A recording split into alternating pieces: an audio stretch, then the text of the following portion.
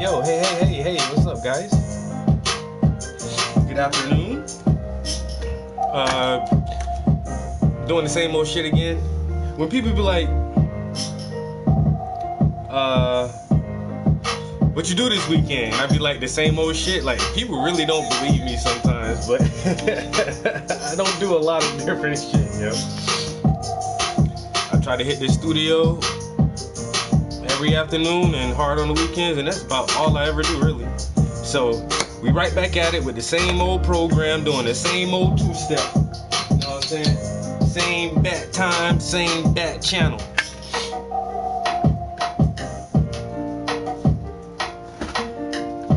I really need to clean this down. I mean, dump this ashtray. Make sure I ain't got no little buddies in here, some little friends.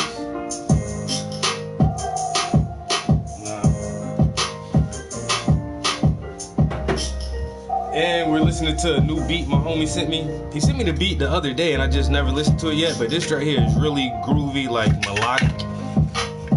I like it. You can almost have like some R&B vocals on this thing right here.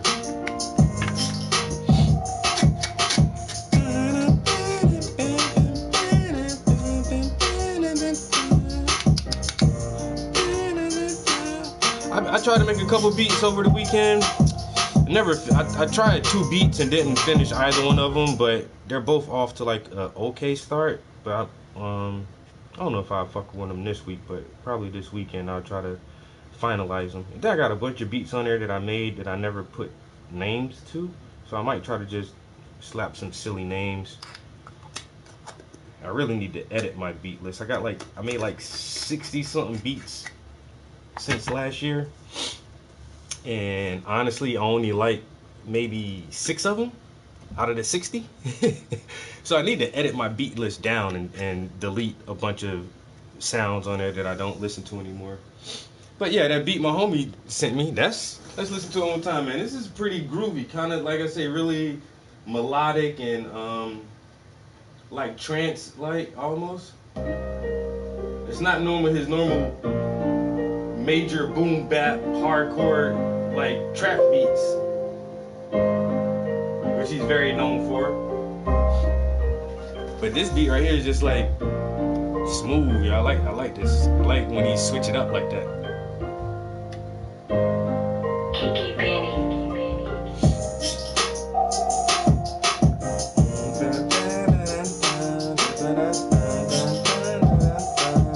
That shit sound good.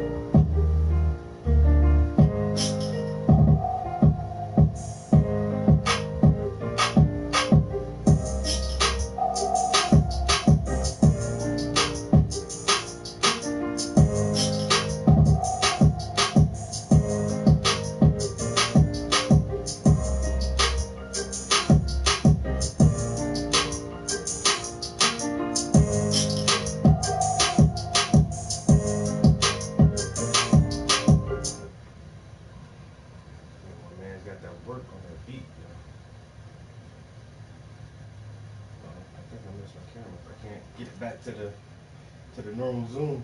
Where is the normal zoom at? Oh, I don't know. Let's see if I flip it once and twice. Yeah, so we're using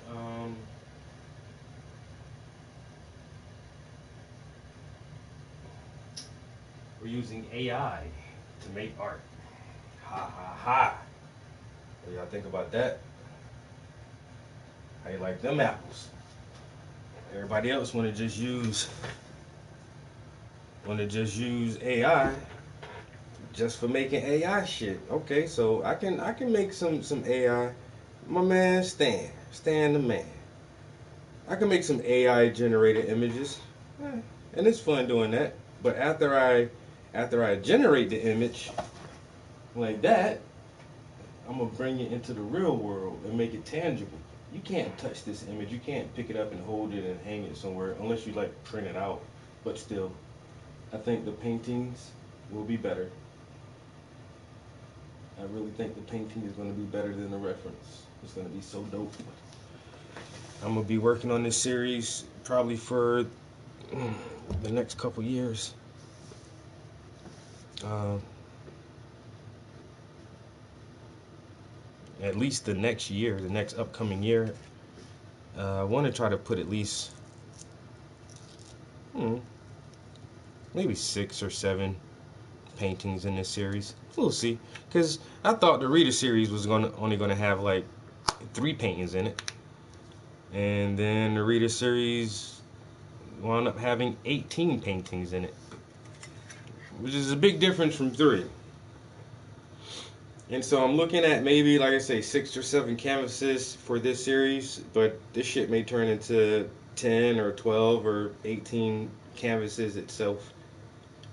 There's a lot of different imagery and a lot of like subtle context and themes that I can like slide into the imagery for this series, and I definitely want to like exacerbate all of it. You know what I'm saying? So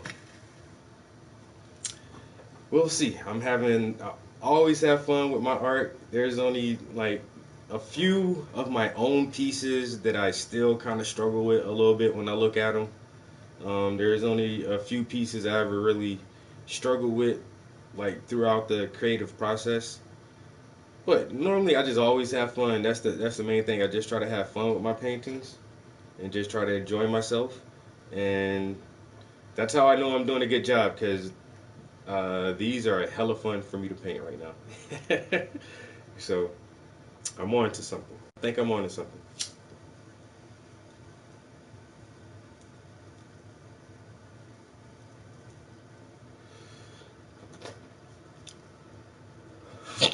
Whoa. Wow.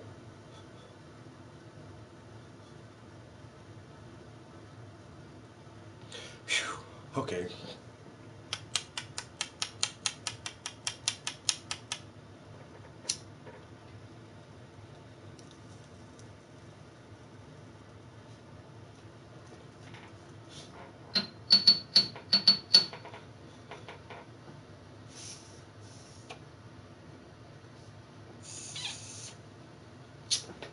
I think it's gonna be time to clean this one again. Oh, shit. I just went through this whole process the other day with my other. So that was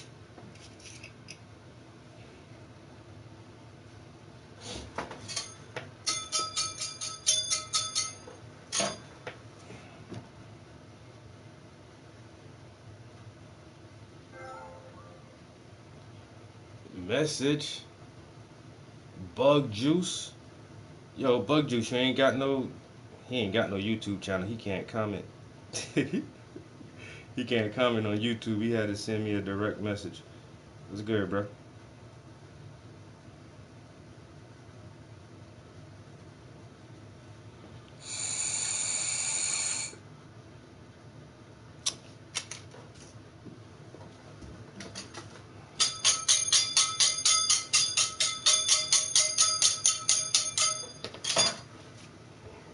scrape this hard off.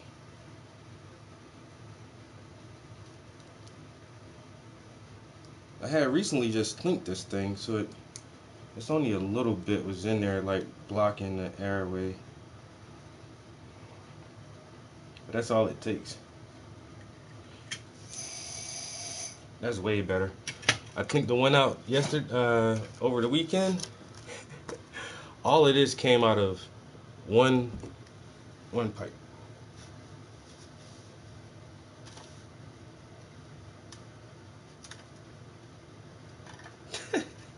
Like that pipe had almost absolutely no airflow, and I'm like, what the heck is wrong with this thing? And so I was like, well, what if I clean it out? And then I started like trying to unclog it. That's a lot. I ain't even gonna lie. It's I don't know. I was gonna throw this out, but can you use this? It's like resin. It's really just the same stuff, only it's been cooked. I don't know. It smells weird. But it's so much of this stuff. Like, how can all of that be packed inside one little pipe? And the other pipe isn't much bigger than this one. Like, the size comparison, it's just like, how can all of that stuff fit in there? Like, it's so wild. It was a bunch of it. And now it's like rock candy or something.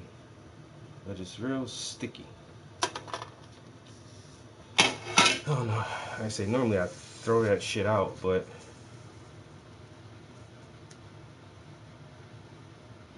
thinking you might could use that for something. I might try to cook with that shit, yo.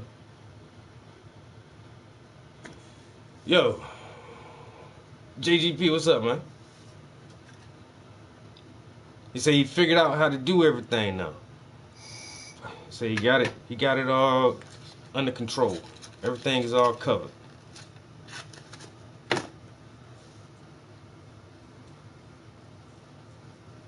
What's good, man? How was your weekend? It's Monday. It's, more than halfway through the day. Most people getting off work by now. Some people may be getting off in a couple hours, but we made it through another work day. You know what I'm saying? Mondays be the tough ones.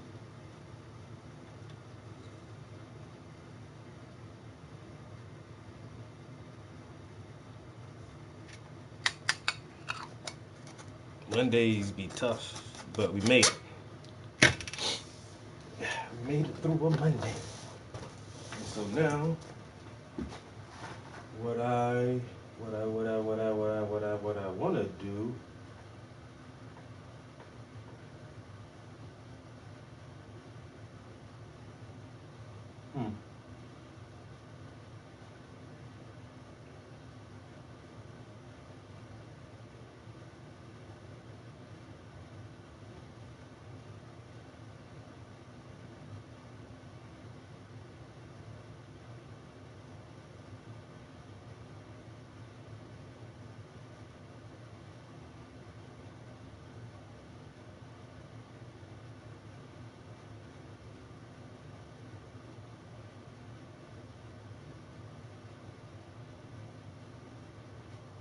You know what? I think for right now, I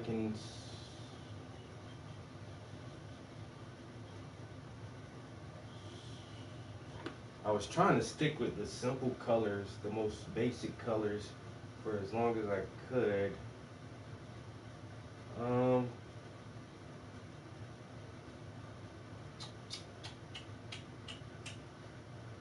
I still might just try to block everything in super dark in the background. Like, just block it really dark like I've been doing. So, yeah. Let me try to continue on.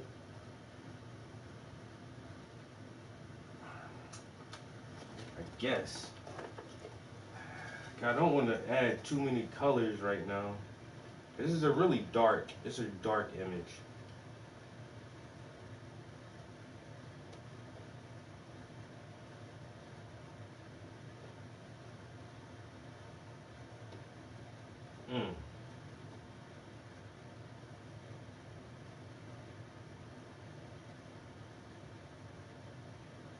if anything, if I add any other color, it might be orange.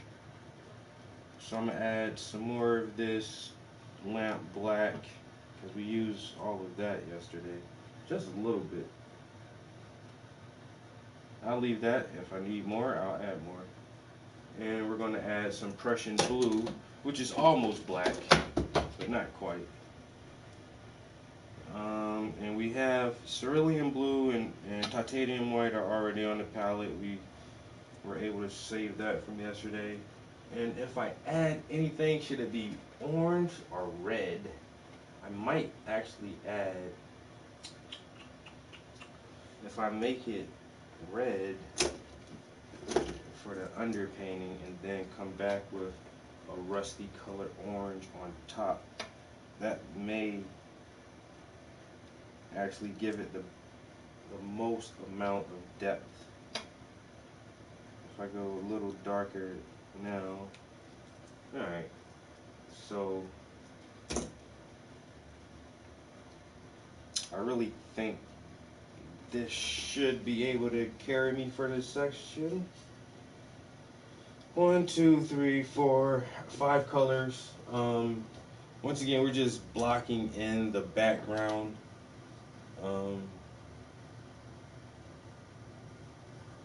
Really going to save the portrait to block in last. Last but not least. And I feel like I could have, because with this background, I want everything to be like super soft. Because there's a lot of bokeh going on here in the background, and I can see some spots where I didn't like. I normally don't blend as much on the underpainting, but I think if I can blend this thing on this first layer, and then my detail layers will pop even more. I'm hoping.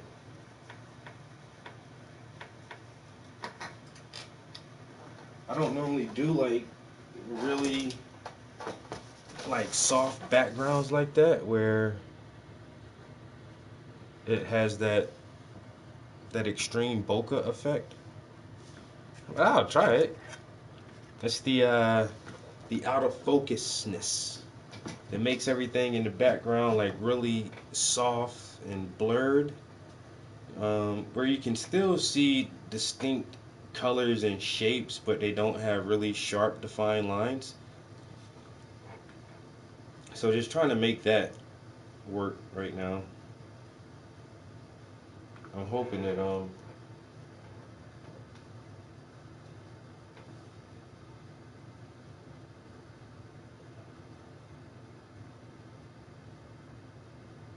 yeah, I'm hoping that this heavy blending that I'm doing is actually going to be worth it.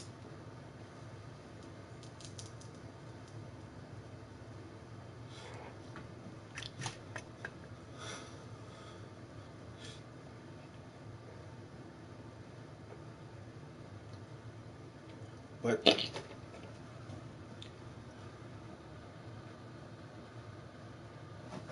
we'll definitely have to let the canvas decide that.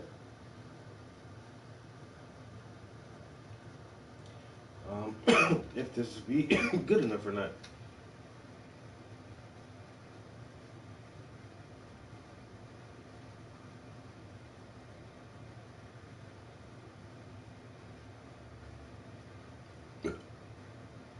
Creepy TikToks that'll blow your mind.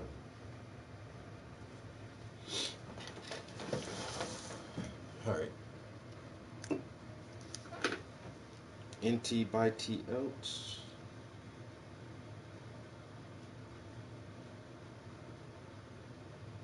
No.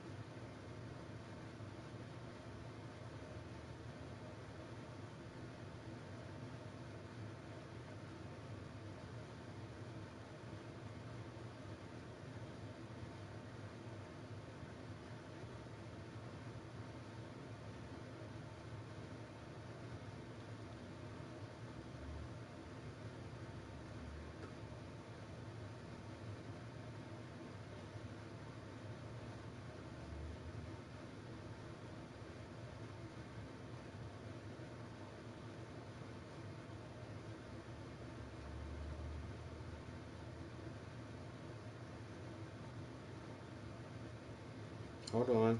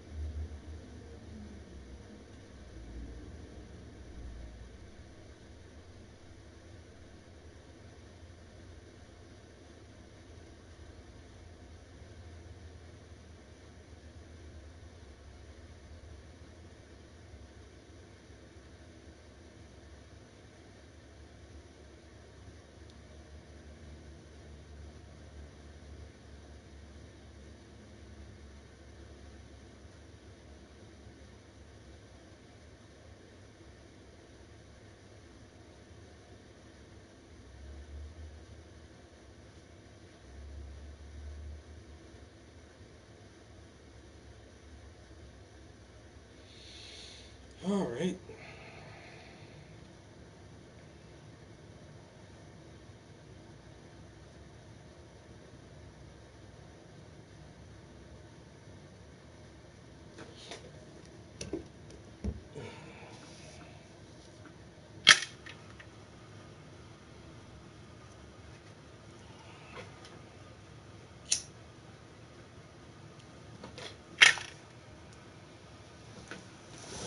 So let's see here.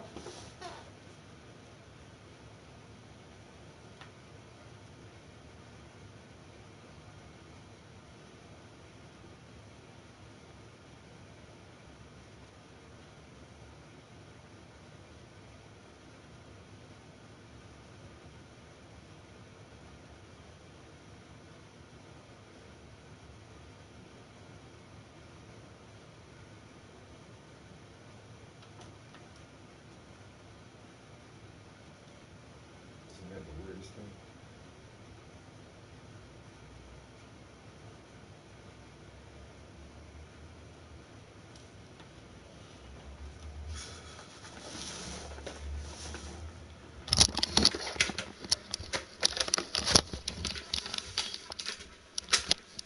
All right.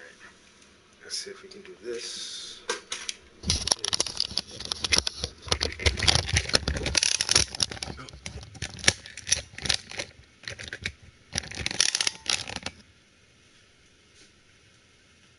Yo, what's up? What's up? What's up, everybody? All right. So,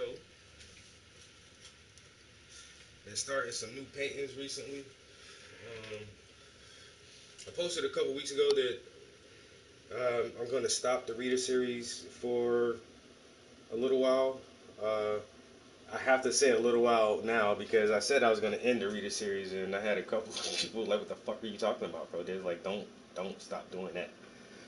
But I worked on a reader series for about 9 years and produced a lot of really good content for that series. There's currently 18 paintings in the reader series, and but I want to really do something quite different um, than what people know me for. It's still going to be like in the same vein, but touching on a completely different topic. And so I hope people find it interesting. And just like uh, all of my other art, what I try to do is get people to talk. You know, the art should start a conversation. It should make you want to comment or at least get you thinking about something. And that's what all good art really does. The artist has an idea and a concept, and they want you to think about that same idea or concept. And so, really good art gets you to question. It gets you talking. It gets conversation started. And so, I'm just hoping that this next series will do the same thing because it's actually some of the first art that I've ever created. Um, and once I started showing in galleries and stuff and being around other like professional artists, I saw that the stuff that I was doing early on was so different from everybody else. I guess I looked at it as a negative thing, honestly. And it was like, well, do people not like my stuff, or do people not uh, are people not taking this serious because of the content that I was trying to do early on? Um, so I just tried to do like more mainstream, normal paintings. I don't even know how to explain it. Whatever that means. But I stopped doing what I was doing in the beginning and started doing other stuff. And I don't know. I really had to find like my own style and my own voice. And so early on, I tried a lot of different things. But like I say, the first stuff that I wanted to talk about in my art, I'm going to start back doing that. And so I think 2024, I'm just going to stick with one topic and one major theme for the course of the year.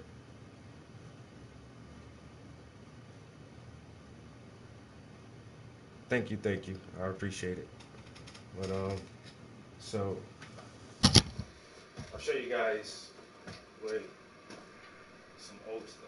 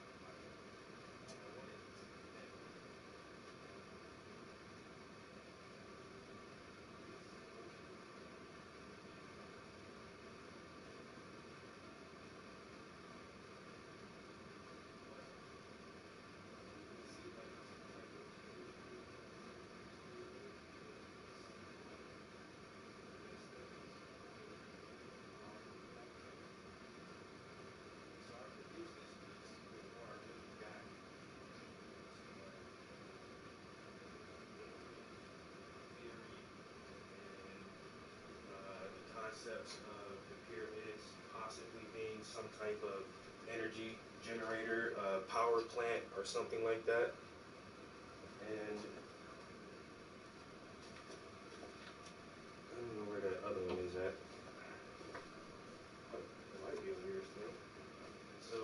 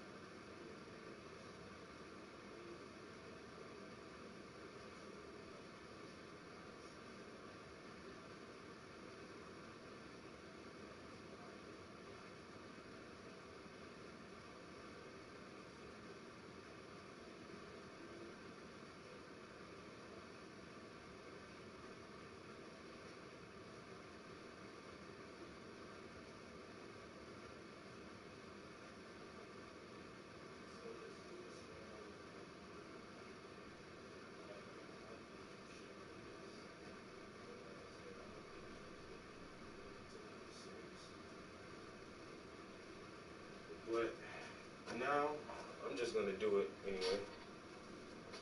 I'm just gonna do it again from scratch.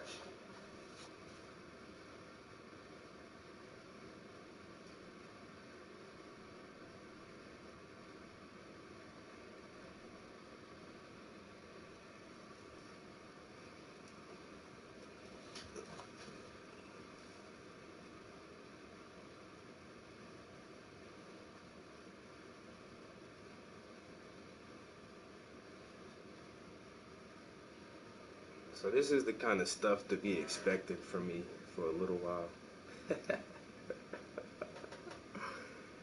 If people like it, they like it. If they don't, that's fine too. I've gotten to that point now where I think I make art for myself, and I enjoy when other people can connect with it, and when other people enjoy it. But I'm just make art for myself, yo. I'm trying to tell this story,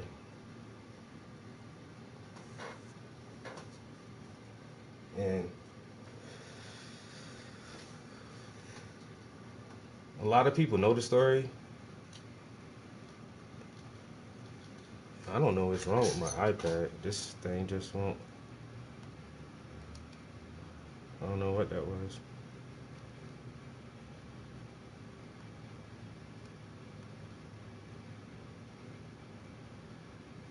It's acting really weird right now.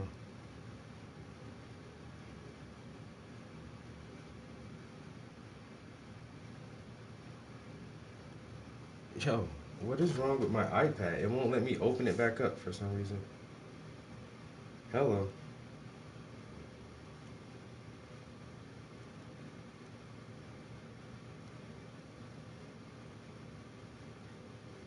It was freezing or something just now. That was really weird.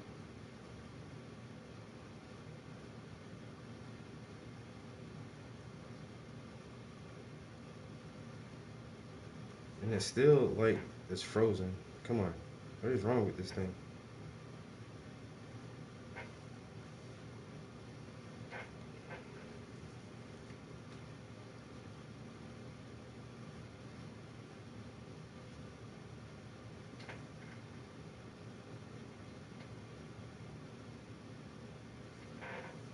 I'll show a little bit more imagery I'm coming up with.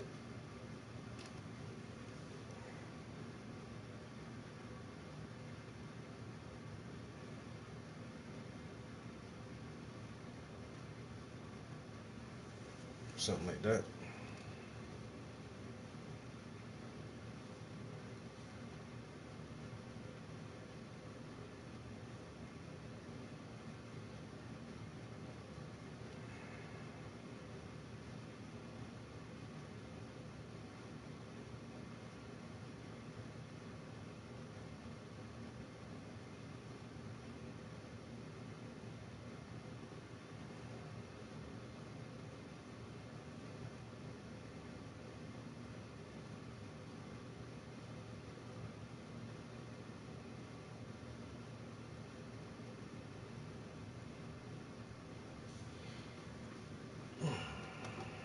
Some people believe in God, and some people believe in an ancient race of giants who were very, very advanced that gave knowledge to man.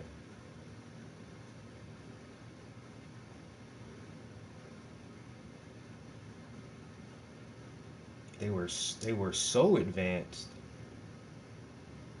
that everything they did seemed like magic, and they were giant, huge people.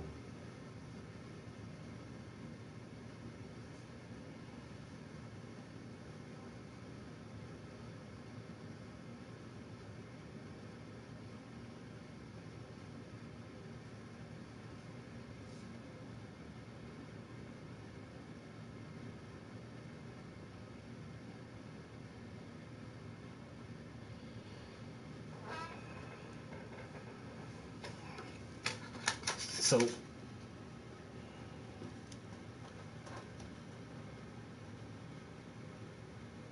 he said, "Yo, Cuzzo said I want that one." It's just getting started, bro. Wait till I get done with it, man. It's gonna be so dope. It's gonna be so dope, dude. And it's not a little canvas neither. Like, hold on, if I can stand beside it, why won't this shit just stand up? Let's see. Uh-oh.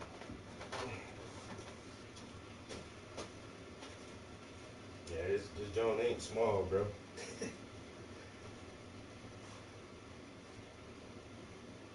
It's gonna be a good one though. I'm really excited for this.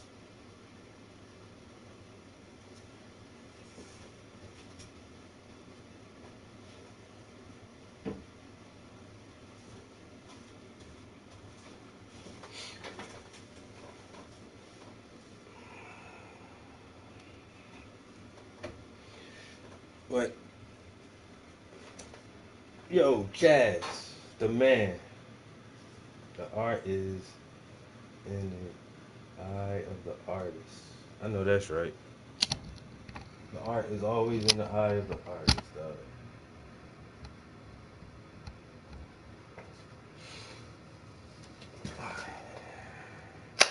All right, so we about to sling some paint. It's 3, almost 4 o'clock. I'm probably being here like 5:30, maybe. Probably do like an hour and a half, 2 hours, and see how much more of this piece I can get blocked in this evening. Uh, and yeah, I'm not sure what the next one will be, but I got a lot to choose from, and probably this weekend I'll play around with making some more images. I got some more ideas for some different stuff I want to see. But yeah, 2024, we're gonna start this new series. I'm not sure what I'm gonna call it yet. I was actually thinking about it kind of hard today, like what would be a good name for this series. We'll see. We'll see. I'll come up with something. But I do have a show coming up on December the 1st. It will be a pretty big show. I'll probably have like 30 something pieces in it. Uh, so be looking out for that. I'll probably go live a little bit. A lot of this new stuff will be on display. Um, I was hoping to get to this series before the end of the year, but these last two pieces like took me so long to get done. But I'm happy. I'm happy, they came out super fucking dope. Exactly how I wanted to. I really took my time on them, so I'm excited to show this in December. This is Juwanza Kunjufu's countering the conspiracy to destroy black boys, and Mr. John's interpretation of Mufaro's Beautiful Daughters. Some classic books everybody should read. The glare, boy, that gloss on there got that thing shining, boy. But yeah, these came out really good. So, like I say, December. I'm so excited to show this. Uh, this was the last one from the reader series that like I say, I'll be doing for a while. I got that one, and then that one right there. That one also came out fucking hella dope. Can't wait to show this. Having ease as some of us. What racism costs everyone, and how we can.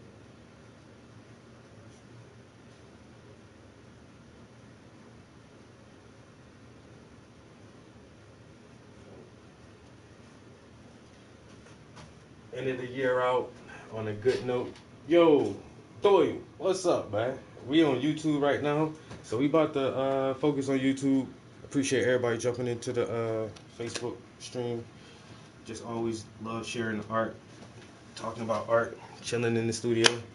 Um, so yeah, like I say, check out the feed.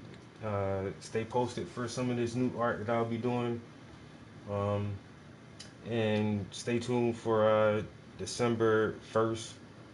I'll probably be live at this end of the year show that I'll be having. I'll catch y'all next time. Like I say, I'm live on YouTube. My YouTube channel is just my regular name. You can search Travis Prince or search Paintings by the Prince. And like I say, if y'all want to chill for a little bit and actually check out a little progress on this piece, I'll be in here for the next hour or so. Paint. I'll catch y'all on the flip side.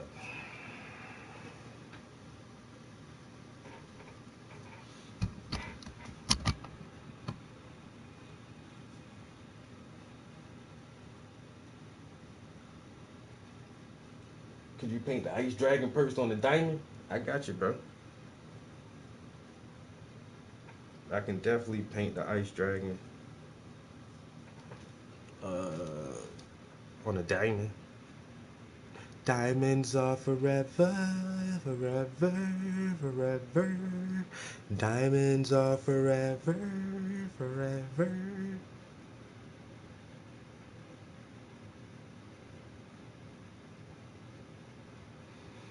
All right, let's find something to listen to real quick while we paint for a bit. Everybody talking about 3000 album. That's what he wanted though. You know what I'm saying? If you hate it or you love it, even the people talking shit about it, y'all, you had to listen to it before you could talk shit about it.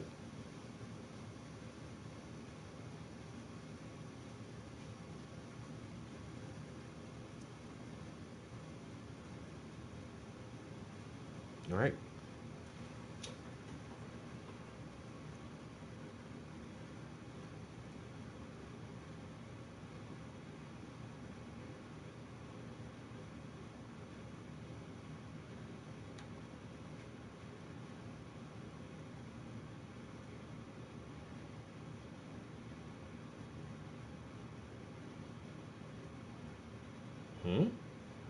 Latest evidence. What does this say? Wait a minute. Latest evidence points to a magnetic disaster. My homie just sent me this.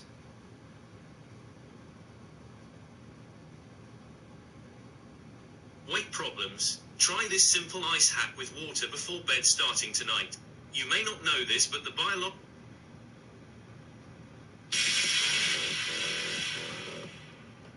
During an interview with Patrick Bet-David, Raytheon whistleblower Eric Hecker reveals that he is likely an unwitting asset for the CIA. But you're saying you've never been involved with CIA, you've not done anything with the IA, that's not something you've done in the past before?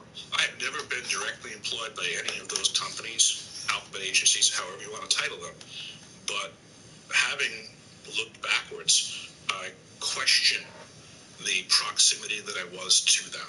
I may have been some sort of unknown asset, but I can tell you that certainly I was involved in peculiar activities 24 hours a day. There were certain clients that could call me 24 hours a day, and these clients would dictate when I met them, what vehicle I'd showed up with, which mansion we were going to.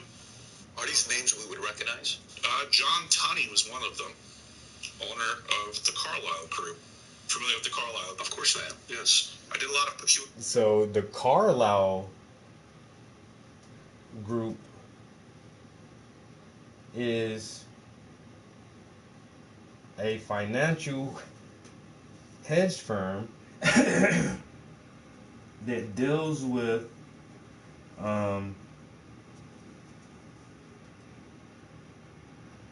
governments of nations. And in the 80s, I think in the 80s, Osama bin Laden's father was on the board of the Carlyle Group. And you know who else sat on the board of the Carlyle Group? If I'm not mistaken, I might be getting this wrong. But George Bush Sr., George Herbert Walker, or no, is that Jr.? Anyway, the old man. He was on the Carlyle Group.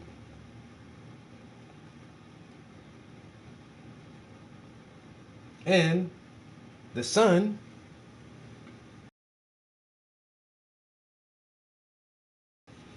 don't you know this motherfucker was CIA for a little while?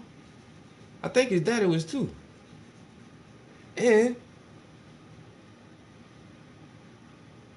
they the ones who helped bring bin Laden into the CIA.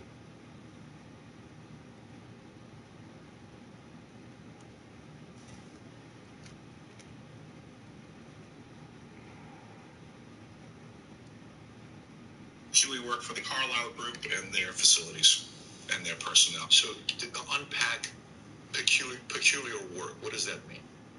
I would say that I was set up as some sort of getaway driver. Getaway driver from what? Whatever he was doing in that mansion. Did you ever see anything weird where you're like, this is kind of weird what they're working on? think I saw that all the time. Through his billionaire handlers, Hecker was sent to Antarctica as a plumber and given full security access. He claims to have seen directed energy weapons that are capable of creating earthquakes, and seems unaware of the obvious, that he was sent there by his billionaire handlers to do exactly what he's doing now, saying that the government is creating earthquakes. It's interesting to note that even though they happen constantly and are often devastating, there is no official public earthquake reporting. The Dutchsinse channel on YouTube stands out as the premier source for up-to-date earthquake information. For over a decade, Michael Janich has been using USGS data made available to the public and reporting on it, kind of like a weatherman for earthquakes and volcanoes. He has successfully predicted several earthquakes over the years, using simple methods he learned from years of observation. Janich has come under fire from government officials in the past, but they have now convinced him to stop. It appears as if the government doesn't want anyone looking into earthquake activity, and wants you to think that they are creating them. And maybe they are. But in the late 1940s, the US government discovered evidence of a coming magnetic pole flip. This information was initially classified and was immediately followed by the beginning of the unscientific global warming hoax. The CIA censored the Adam and Eve story by Chan Thomas, which describes cataclysms that cause advanced civilizations to vanish from the earth without a trace. We've covered this subject before in the report, Imminent Cataclysm and the Plan to Survive the Great Reset. And suspicious observers who have been covering this subject for years is saying that we are in it right now. It is important we review the two recent studies confirming that we did have a mini geomagnetic excursion in the middle of the Holocene about 6,000 years ago, first found in China and then confirmed in volcanic flows in Russia. We have added it to the list of officially confirmed excursions in recent history. We do appear to have magnetic changes on the planet every 6,000 years. There are several studies one could look to for the fairly perfect lineup of these geomagnetic changes on Earth, with major environmental disasters, including the peaks of species extinction. And there's no mystery as to why. No. The magnetic field of Earth, which protects our planet from space radiation, weakens tremendously in these excursions and becomes misaligned with the poles, leading to major influx of space energy to Earth. NASA scientists and others declared in the year 2000 that we had lost 10% of the magnetic field since the middle of the 1800s, and the ESA Swarm magnetic field mission upgraded that number to 15% in their 2010 mission report and update. 10% lost in 150 years, and then another 5% lost in only a decade. That's serious. And several subsequent studies confirmed that the magnetic field has begun changing faster and faster, all pointing to one inevitable conclusion. The cycle is not only due again, but it's happening. And it doesn't take thousands of years, and no, it's no small matter for the Earth and the creatures that live here. Greg Reese reporting.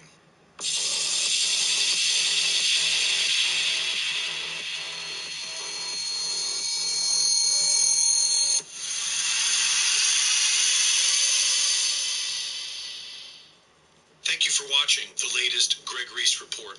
Be sure to go to reesereport.com to see my latest videos, sign up for my free newsletter, and subscribe for exclusive content. And be sure to support my sponsor at InfoWarsStore.com. Naturally sourced from the finest hemp plants in America, Rebel Zen offers the absolute finest quality CBD available and at the lowest prices. Extracted using a cold-pressed technique to retain the molecular integrity of the cannabinoids and terpenes within the plant. This full-spectrum formula ensures that your nervous system gets the full benefits of CBD. Premium quality organic CBD, like Rebel Zen, has been shown to naturally reduce anxiety, relieve pain, and decrease inflammation. People have reported a reduction in symptoms of insomnia, arthritis, seizures, chronic pain, and epilepsy. Several studies have shown it helps to reduce cortisol, increase serotonin, and boost vitality. Order yours today at InfoWarsStore.com.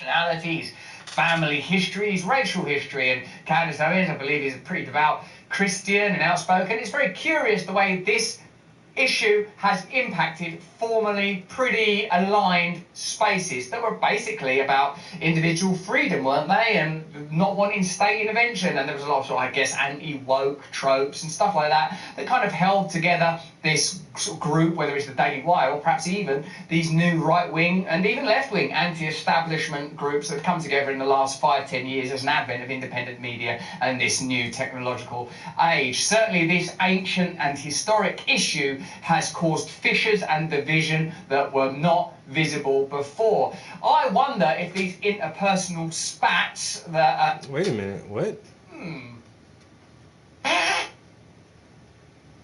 Hero and Candace Owens are expending a lot of energy arguing about the crisis in the Middle East. Thankfully, a lot of energy has just been found in the Middle East.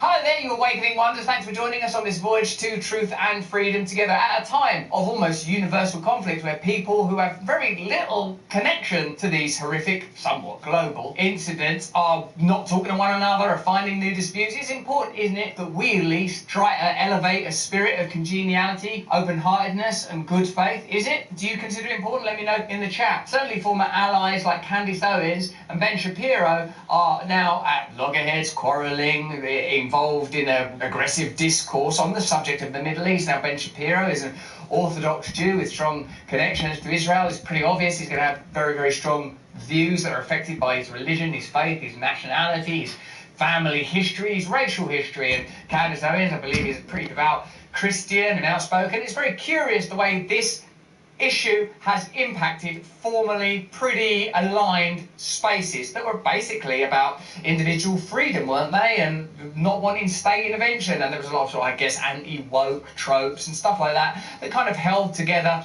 this sort of group, whether it's the Daily Wire or perhaps even these new right-wing and even left-wing anti-establishment groups that have come together in the last 5-10 years as an advent of independent media and this new technological age. Certainly this ancient and historic issue has caused fissures and division that were not visible before. I wonder if these interpersonal spats that engage media figures, albeit new media figures, is something of a smokescreen covering up the geopolitical motivations for American and international involvement in this historic conflict. As I always say when discussing this, if you are Muslim or Palestinian or connected to that region for any number of ideological reasons, or if you're Israeli or Jewish, I recognise that I, as an outsider and observer, have no right to interfere with your emotional reaction and your grief, and I pray for a solution. I sincerely and literally do pray for solutions. I wish I could be a helpful voice. What I think is interesting is how the rest of the world are looking to corporatise and potentially exploit this issue because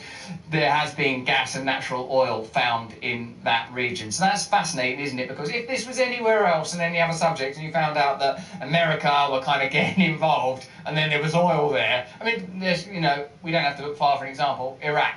We all know that after 9/11, you just couldn't have a conversation about what happened. You couldn't. People were like, those images, the towers, the people jumping out. It's just too devastating. It was too awful. The recorded messages of people going down on planes, the grief, the horror, the terror. Inconceivable. You just can't have any conversation other than, oh, okay, well, do what you got to do. But there was a 1 million person march around that time, wasn't there, saying, I don't think there are weapons of mass destruction in Iraq. I don't think Iraq are intrinsically connected to this issue. Now, what we have to discuss are a good many things. Obviously, the Hamas's attacks on October the 7th are unconscionable, and only a lunatic would say that they were anything other than horrific. But there are questions around Hamas's funding and whether they've received funding from sources that you might not anticipate in a way we're familiar with. You know that the Mujahideen was funded by the CIA. That led to Osama bin Laden, which led to 9/11, if that's the way you see that playing out. So I guess those questions will have to be asked at some point. But more immediately, when it is observable that there are people in Congress and people that support both political parties in America that massively financially benefit from the escalation. You see how he threw that in there real easy? Oh, you do the same thing, Doyle.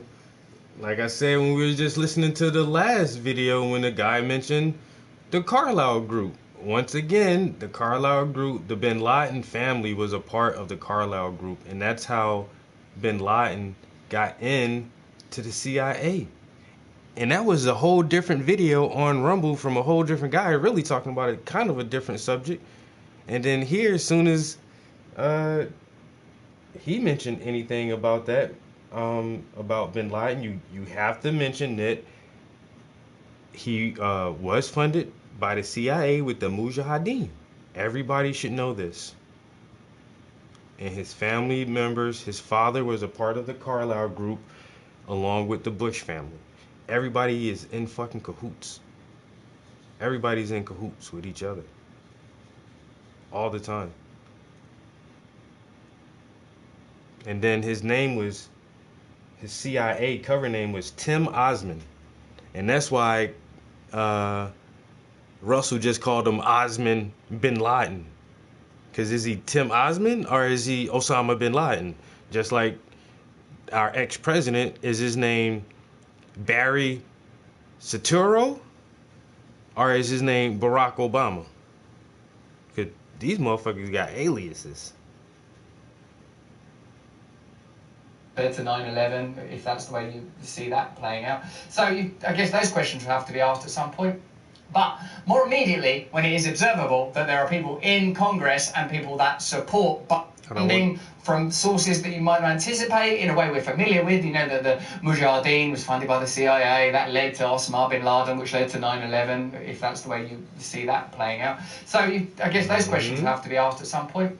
But more immediately, when it is observable that there are people in Congress and people that support both political parties in America that massively financially benefit from the escalation of this conflict and stand to benefit if indeed the UN occupy that region with American troops or UN troops or however it goes down, it's likely at some point, we'll see, won't we, that there'll be energy contracts awarded and we'll have these humanitarian programs, but we're going to need someone to deal with this gas and oil. So we'll see, won't we? There's no point getting too caught up in conjecture, but we can look at the relatively recent past and see how that went down and see how perhaps this conflict between these two individuals, both of whom I know personally and I like, as a matter of fact. I think it's all right to like people that are Israeli and pro-Israel and like people that are Christian and oppose some of Israel's policy, notably and obviously the bombing of Gaza. So let's see if it's possible to be a good, decent, open human being anymore, or if we all just have to live in sludge and filth and death and betrayal. Let's see.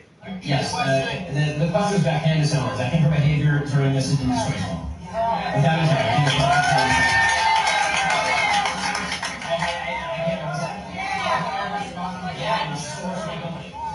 I think she's been absolutely disgraceful. I think that her faux sophistication on these particular issues has been ridiculous. It's not faux sophistication, it's ridiculous. Everybody can see the moves that she's making and the things that she's saying, and I find them disreputable. Okay, so Benj very directly affected by that, and one can completely appreciate his perspective. Here's Candace Owens giving her take on Tucker Carlson's show. That was me that was caught on a video saying that about colleagues that I work with. I would be embarrassed. So I think that the video speaks more to Ben's character than it speaks to mine. Has he texted you to apologize or explain or anything? No, nothing. I haven't heard a single word. It just was sort of something that he said. And you know what? Ben and I have many disagreements, so I don't think that that's particularly something that's interesting. We disagreed on the COVID vaccine. We disagree on Ukraine and Russia. He has taken virtually every stance that has been the opposite of mine. Give us the context for this debate. How are you on different sides of it? I haven't heard you endorsing Hamas. Like you're not. No. Well, I have not endorsed Hamas in any way, and yet people have interpreted things that I say, or actually rather things that I don't say.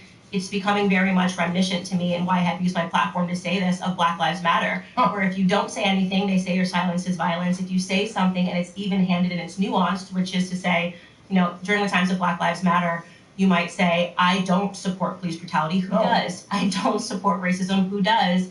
But also, I think that police are a crucial part of every city. We need to have policing in cities, so these calls to defund the police are immoral and wrong and are going to lead to more Black deaths. People didn't want that nuance. When Black Lives, following George Floyd, there was no nuance. You had to explicitly say, defund the police.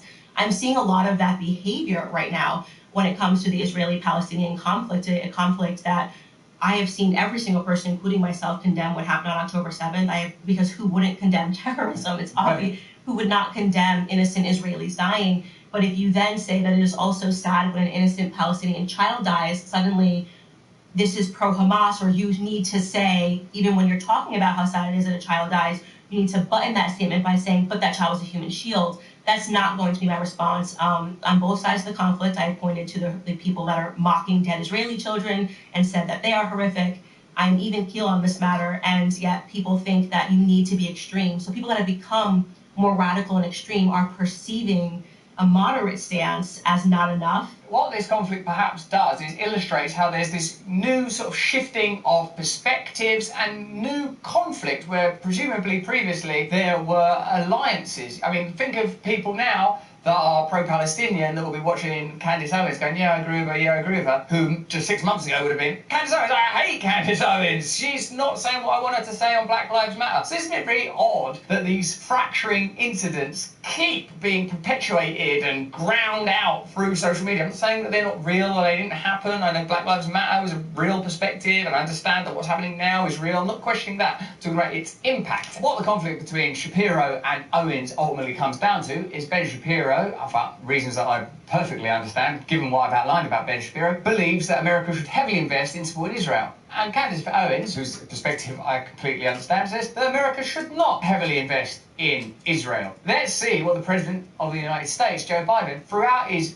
career in politics, has believed about the United States and Israel. And let's question whether it's ideological and due to a kind of an affinity with Israel, or is it geopolitical strategic reasons? That's really the only question I'm offering you at this point. Whether or not in Israel, the United States of America would have to invent an Israel to protect her interest in the region. And we will never, ever, ever abandon Israel out of our own self-interest. All right, so there you go. Other than watching Joe Biden's extraordinary decline and the inescapable conclusion that he shouldn't be doing that job because he's past his prime, it's clear that there are strategic and geopolitical reasons rather than emotional affinity. It's not like I've spent a lot of time in Israel and my friends are Israeli and Jewish and I really have a deep affinity with the plight of Israeli people and I've got these strong beliefs. It's just Israel's in a really convenient position. I've heard elsewhere it being discussed as a kind of battleship or aircraft carrier. It's a pretty, what I'd say, a sort of utilitarian perspective of Israel. Israel is right in a place where it's bloody useful to us. Whatever your perspective on Israel's sovereignty, it's pretty clear that United States foreign policy is not sentimental, it's financial. The Biden administration and Israeli officials have held secret talks on stationing American troops in Gaza after Hamas is defeated, according to a report. So the agenda is defeat Hamas by any means necessary, evidently, and station American troops there. Why? Among options being discussed is a multinational force that could include US troops, sources told Bloomberg. Another possibility would be to put the region under the control of the United Nations. Is it me? Or does the future feel more insecure and uncertain? Wars, pandemics, lies, trickery. My cats keep having kittens. The last one's personal. For those who are in the United States, there is a way to secure your hard-earned nest egg. American Hartford Gold make it easy to protect your savings and retirement accounts with physical gold and silver. With one phone call, they can have physical gold and silver delivered right to your door or inside a qualifying retirement account like your IRA or 401k. American Hartford Gold is the highest rated firm in the US with an A+ rating from the BBB and thousands of satisfied clients. Right now, they will give you up to $5,000 of free silver on your first qualifying order. This offer is only for US customers. Call 866-505-8315. That's 866-505-8315. Or simply text BRAND to $99.88.99. Get up to $5,000 of silver and protect your future in this crazy, crazy world with some solid precious metals literally made in stars. You probably wouldn't know it, but Gaza is rich. I think it would be negligent to not pay attention to this issue on Russia Today, which I believe is banned from many platforms, so have a look. Gaza is rich, gas rich, at least 1.4 trillion cubic feet rich, to be precise. I mean, is this actually true? Because if that's, again, if this was anywhere else, wouldn't you be like, hang on, this is pretty curious. Again, obviously, anyone but a lunatic would be extremely respectful and sensitive, as I hope I've been, to the victims and those suffering as a result of the terrorist attacks of October the 7th. And very sensitive to the people grieving now for the ongoing bombardment of Gaza. But to learn that there's gas and oil there, I mean, Is that a coincidence? Geologists and natural resources economists have confirmed that the occupied Palestinian territory lies above sizable reservoirs of oil and natural gas wealth in Area C of the occupied West Bank and the Mediterranean coast off the Gaza Strip. To date, the real and opportunity costs of the occupation exclusively in the area of oil and natural gas have accumulated to tens, if not hundreds of billions of dollars.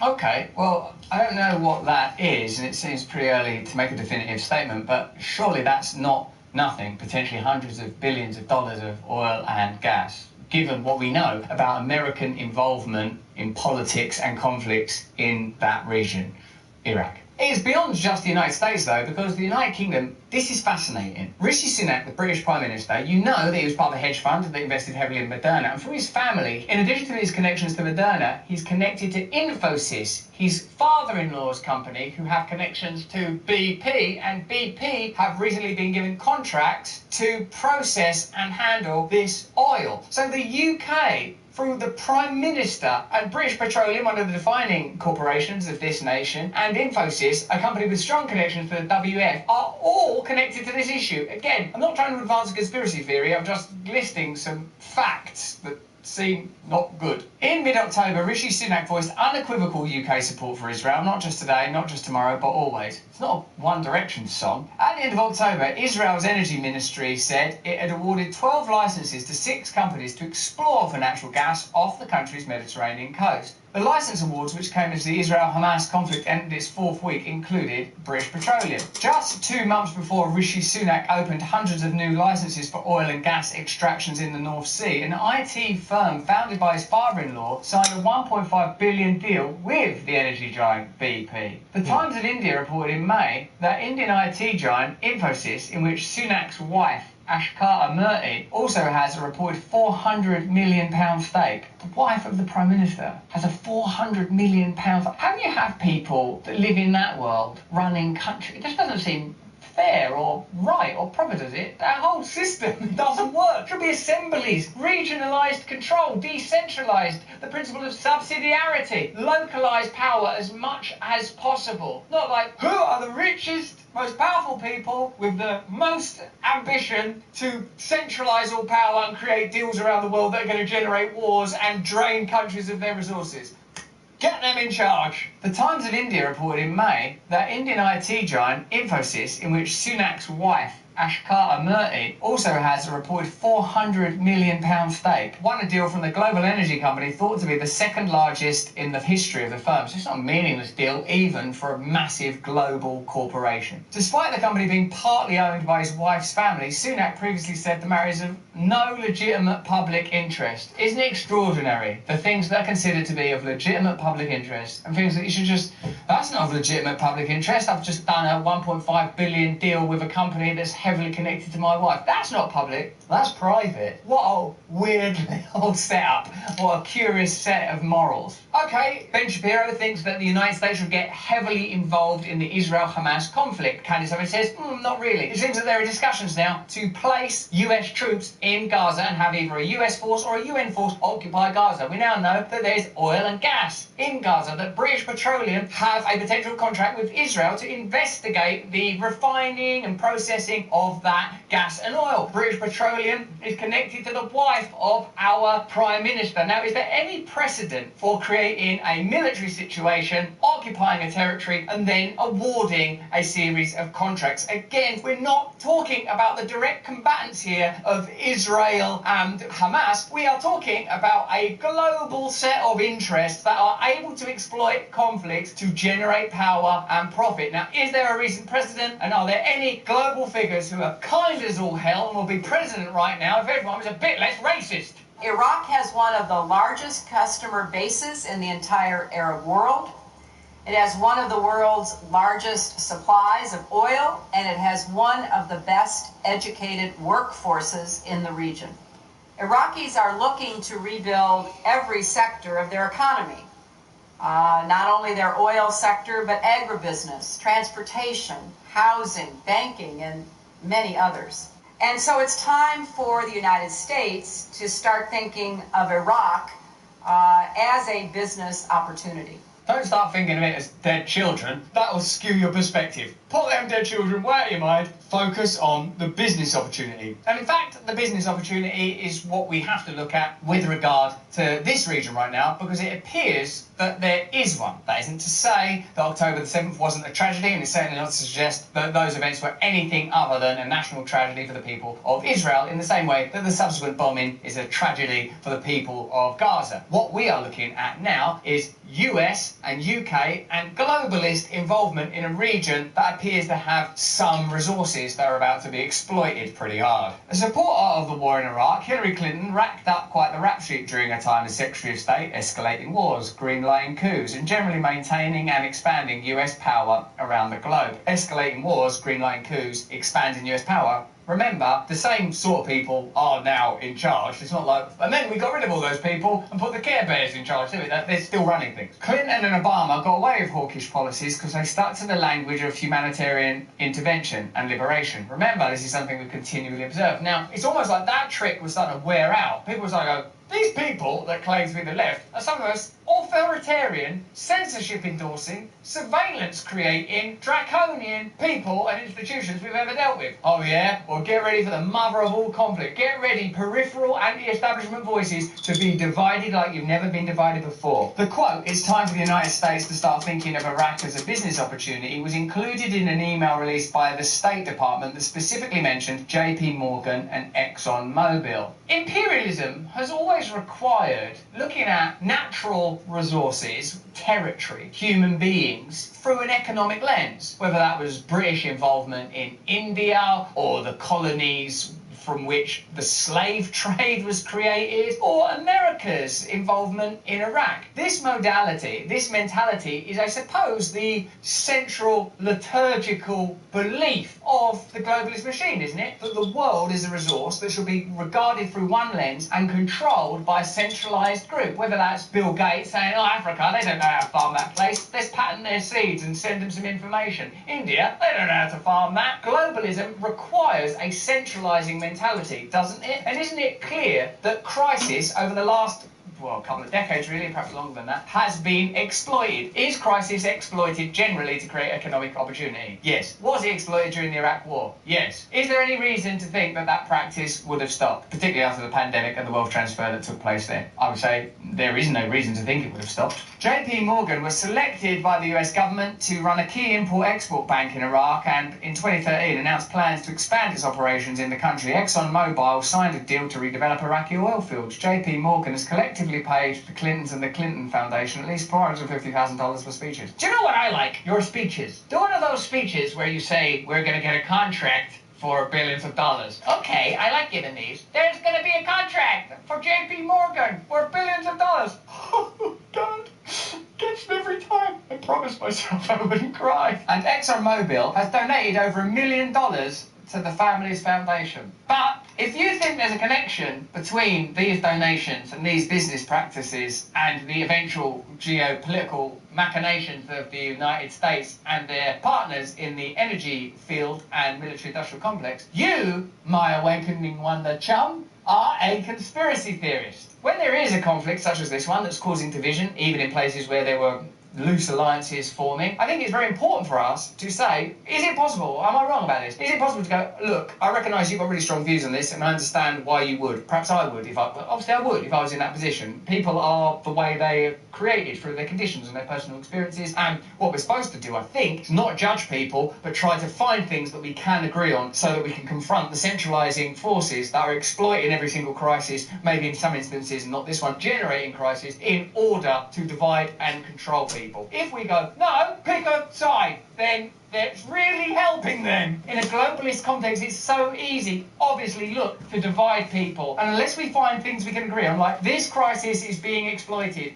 there should be a peaceful solution as quickly as possible. A thorough investigation into the origins and role of Hamas and how to stop Hamas needs to happen. A proper discourse around what peace looks like and what a responsible role for the world is in this conflict needs to be had. If none of those things can happen, I don't see how we can proceed as a people, other than perhaps, some sort of national isolationism where we just go, God, we're the UK, just look after the UK.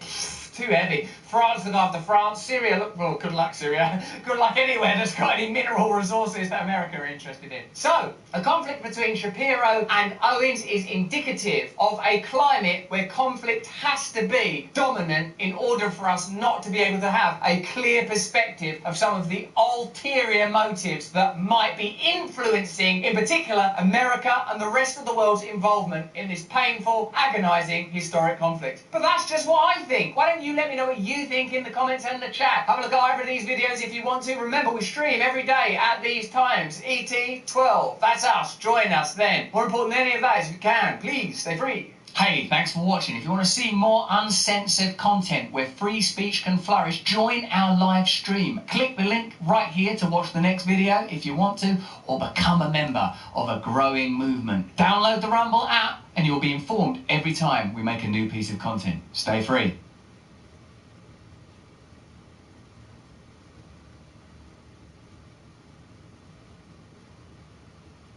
Up to 25% off top brands like Nike, Sorel, Timberland, and more at DSW. The following is a conversation with John Mearsheimer, a professor at University of Chicago and one of the most influential and controversial thinkers in the world. He teaches, speaks, and writes about the nature of power and war on the global stage, in history and today. Please allow me to say, once again, my hope for this little journey I'm on. I will speak to everyone on all sides with compassion, with empathy, and with backbone. I will speak with Vladimir Putin and with Volodymyr Zelensky, with Russians and with Ukrainians, with Israelis and with Palestinians, with everyone. My goal is to do whatever small part I can to decrease the amount of suffering in the world, by trying to reveal our common humanity. I believe that in the end, truth and love wins. I will get attacked for being naive, for being a shill, for being weak. I am none of those things. But I do make mistakes, and I will get better. I love you all. This is a Lex Fridman podcast. To support it, please check out our sponsors in the description. And now, dear friends, here's John Mearsheimer. Explain your view on power in international politics, as outlined in your book, The Tragedy of Great Power Politics, and in your writing since then. Yeah, I make two sets of points there. First of all, I believe that power is the currency of international relations. And by that I mean that states are deeply interested in the balance of power, and they're interested in maximizing how much power they control. And the question is, why do states care so much about power? In the international system, there's no higher authority. So if you get into trouble and you dial 911, there's nobody at the other end. In a system like that, you have no choice but to figure out for yourself how best to protect yourself. And the best way to protect yourself is to be powerful, to have as much power as you can possibly gain over all the other states in the system. Therefore, states care about power because it enhances or maximizes their prospects for survival. Second point I would make is that in the realist story, or in my story, power is largely a function of material factors. The two key building blocks of power are population size and wealth. You want to have a lot of people and you want to be really wealthy. Of course, this is why the United States is so powerful. It has lots of people and it has lots of wealth.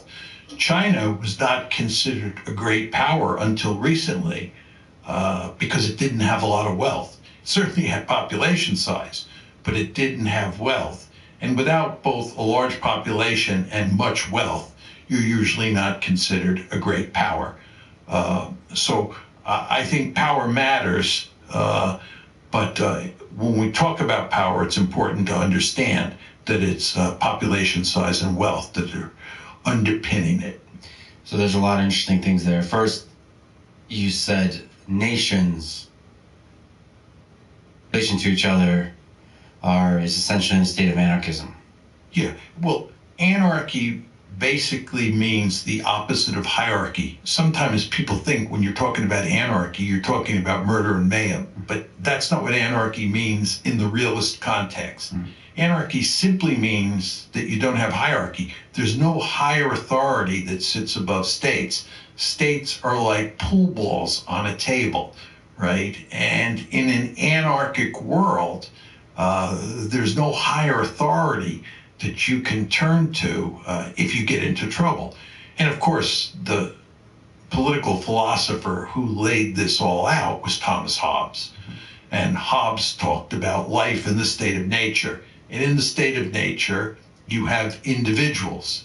And those individuals compete with each other for power. And the reason that they do is because in the state of nature, by definition, you have no higher authority. And Hobbes's view is that the way to get out of this terrible situation where individuals are competing with each other and even killing each other is to create a state. It's what he calls the Leviathan. And that, of course, is the title of his famous book. So the idea is to escape anarchy, you create a state. And that means you go from anarchy to hierarchy. The problem in international politics is that there is no world state. There is no hierarchy. And if you have no hierarchy and you're in an anarchic system, you have no choice but to try to maximize your relative power, to make sure you are, as we used to say when I was a kid on New York City playgrounds, the biggest and baddest dude on the block. Not because you necessarily want to beat up on other kids or on other states, but because, again, that's the best way to survive. And as I like to point out to people, the best example of what happens when you're weak in international politics is what the Chinese call the century of national humiliation. From the late 1840s to the late 1940s, the Chinese were remarkably weak. And the great powers in the system preyed upon them. And that sends a very important message to not only the Chinese, but to other states in the system. Don't be weak. Be as powerful as you can. And we'll talk about it, but humiliation can lead to resentment. Resentment leads to something you've also studied, which is Nazi Germany in the 1930s. We'll talk about it.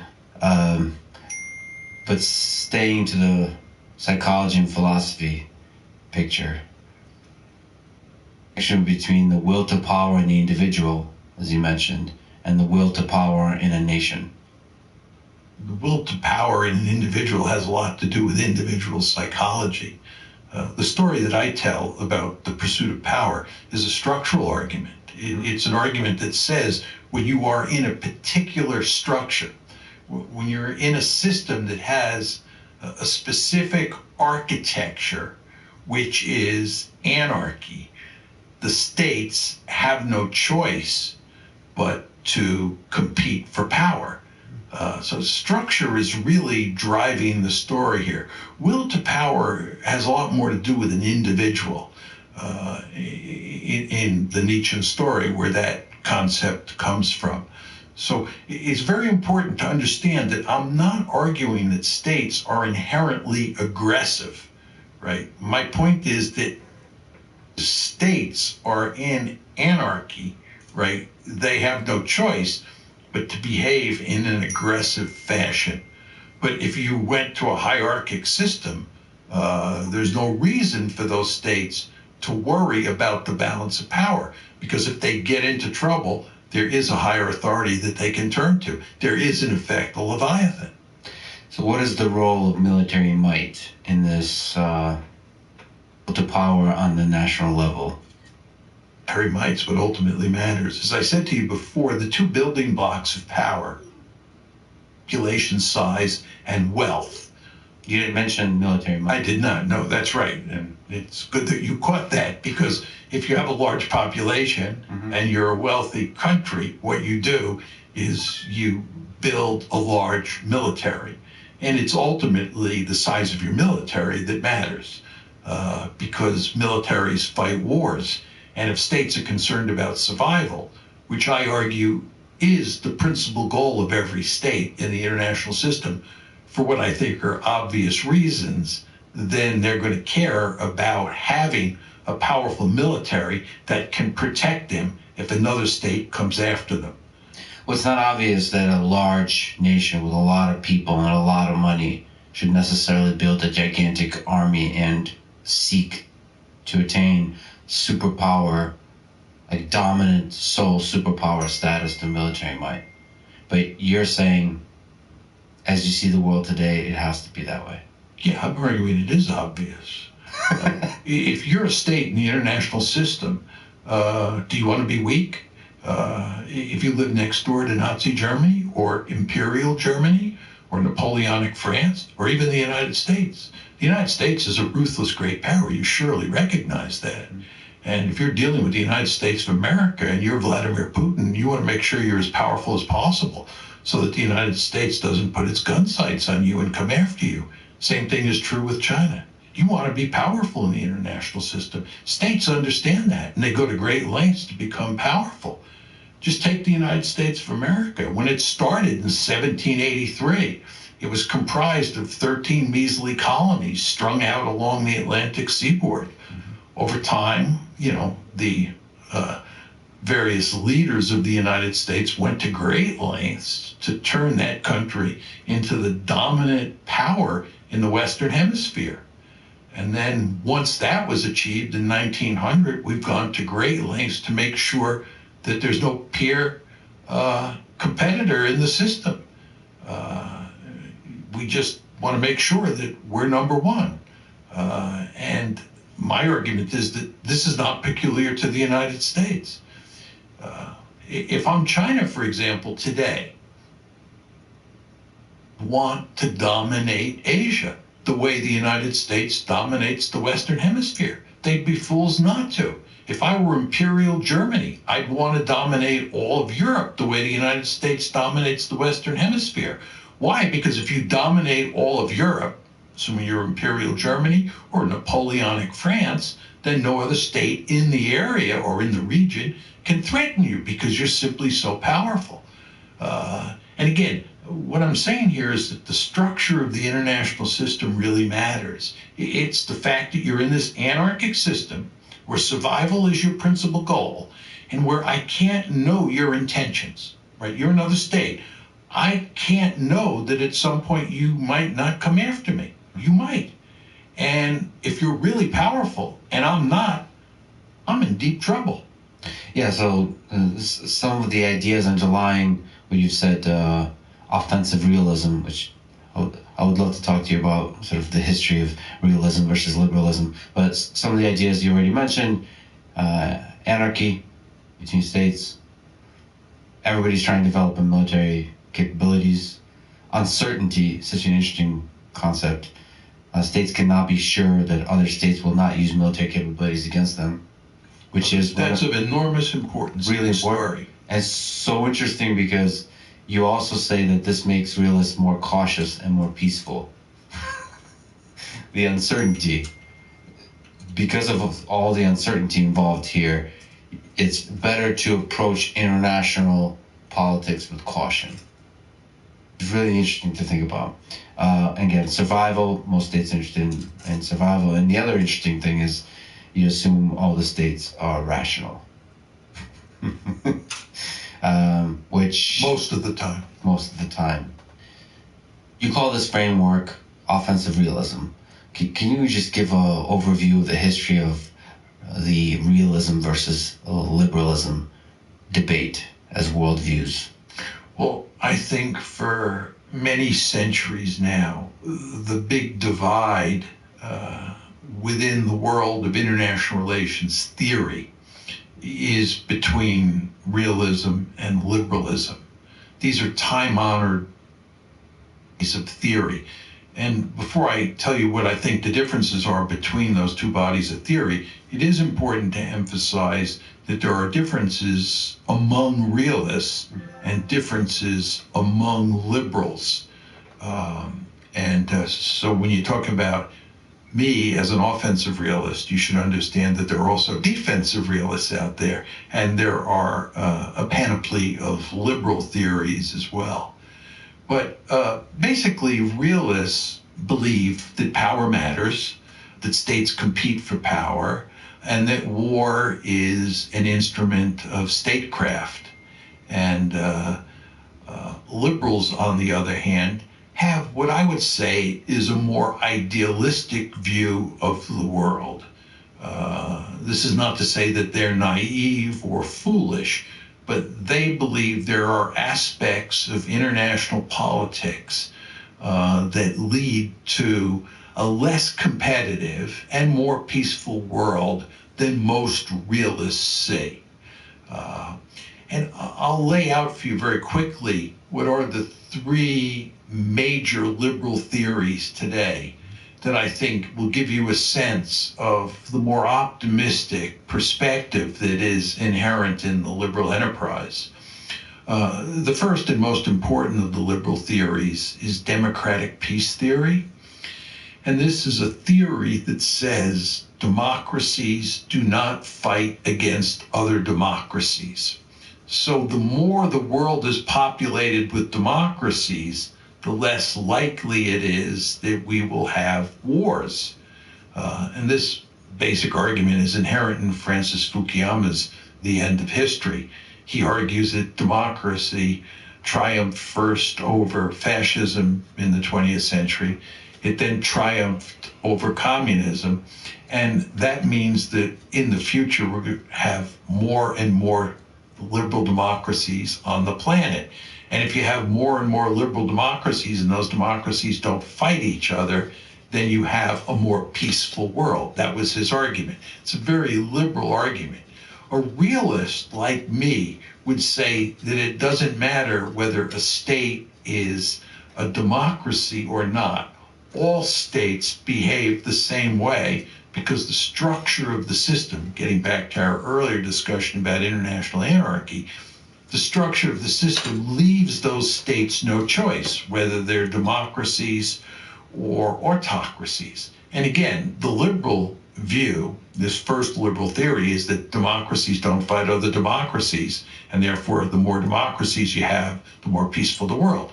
Can I just sort of try to unpack that a little bit? So on the democratic peace theory, I guess would say that in democracies, leaders are elected, and the underlying assumption is most people want peace, and so they will elect peacemakers. So the more democracies you have, the more likely you have peace. And then the realist perspective, it says that it doesn't matter if the majority of people want peace. The structure of international politics is such that superpowers want to become more super and powerful, and they do that through war. You can't make that argument that you're making about democracies, because if you're saying that democracies are inclined toward peace and that the electorate picks leaders who are inclined towards peace, then you have to show that democracies are in general more peaceful than non-democracies. And you can't support that argument. You can find lots of evidence to support the argument that democracies don't fight other democracies. So the argument I believe that you have to make if you're going to support democratic peace theory, the main argument you have to make is liberal democracies have a healthy respect for each other, and they can assess each other's intentions. If you're a liberal democracy and I'm a liberal democracy, we know we have value systems that argue against aggression and argue for peaceful resolution of crises. And therefore, given these norms, we can trust each other. We can know each other's intentions. Remember, for realists like me, uncertainty about intentions really helps drive the train. But if you're talking about two democracies, the argument there is that they know each other's intentions. And for you, sure, maybe democracies reduce uncertainty a little bit, but not enough to stop the train. I think that's right. Yeah, that's right. So that's democratic peace theory. Yes. The second theory is economic interdependence theory. And that's the argument that in a globalized world like the one that we live in, lived in for a long time, there's a great deal of economic interdependence. And if you and I are two countries, or if you and me are two countries, and we're economically interdependent, and we're both getting prosperous as a result of this economic intercourse, the last thing that we're going to do is start a war, either one of us, because who would kill the goose that lays the golden eggs? It's that kind of argument. So there you have an argument that economic interdependence leads to peace. And then the third liberal argument has to do with institutions, sometimes referred to as liberal institutionalism. And this is the argument that if you can get states into institutions where they become rule-abiding actors, they will obey the rules that dictate that war is not acceptable. So if you get them to accept the UN rules on when you can and cannot initiate a war, then you'll have a more peaceful world. So those are the liberal theories. And as you can tell, they're very different from realism as articulated by somebody like me. Can you maybe argue against the economic interdependence and in the institutions, that institutions follow rules a little bit? So the golden goose with the golden egg, you're saying that nations are happy to kill the goose because, again, they want power. If they think it's necessary to kill the golden goose, because of security concerns, they will do it. The point is that economic interdependence, its root, has prosperity as the core variable. In the realist story, the core variable is survival. And survival always trumps prosperity. So if you go back to the period before World War I, we're in Europe. It's 1913, 1914. What you see is that you have an intense security competition between all of the great powers. On one side, you have the Triple Alliance, and on the other side, you have the Triple Entente. You have these two alliances, and you have an intense security competition between them, okay? At the same time, you have a great deal of economic interdependence. It's amazing how much economic intercourse is taking place in Europe among all the actors, right? And people are getting prosperous, or countries are getting prosperous as a result. But nevertheless, in the famous July crisis of 1914, this economic prosperity is unable to prevent World War I because security concerns or survival is more important. So there are, going to be lots of situations where prosperity and survival come into conflict, and in those cases, survival will win. And maybe you can speak to the different camps of realists. You said offensive and defensive. Can you draw a distinction between those two? Yeah. Let me just back up a bit on that one. And you were talking about will to power before. The first big divide between realists is structural realists and human nature realists. Nice. And Hans Morgenthau, who was influenced by Nietzsche and therefore had that will to power logic embedded in his thinking about how the world works, right? He was a human nature realist, okay? I'm a structural realist. And I believe it's not human nature, it's not individuals and some will to power that drives competition and war. What drives competition and war is the structure of the system. It's anarchy. So you're not as romantic as the human nature realists? Yeah, there's just a world of difference between the two. Sure. It's just important to understand that. So within that, from the structural, there's a subdivision also of offensive and defensive. Yes, inside the structural realist world, right? And you have a handful of realists who believe that the structure of the system fosters competition, for sure, security competition, but it really rules out great power war almost all the time. So it makes sense to care about the balance of power, but to focus on maintaining how much power you have. That's the defensive realism, maintaining how much power you have, not trying to gain more power.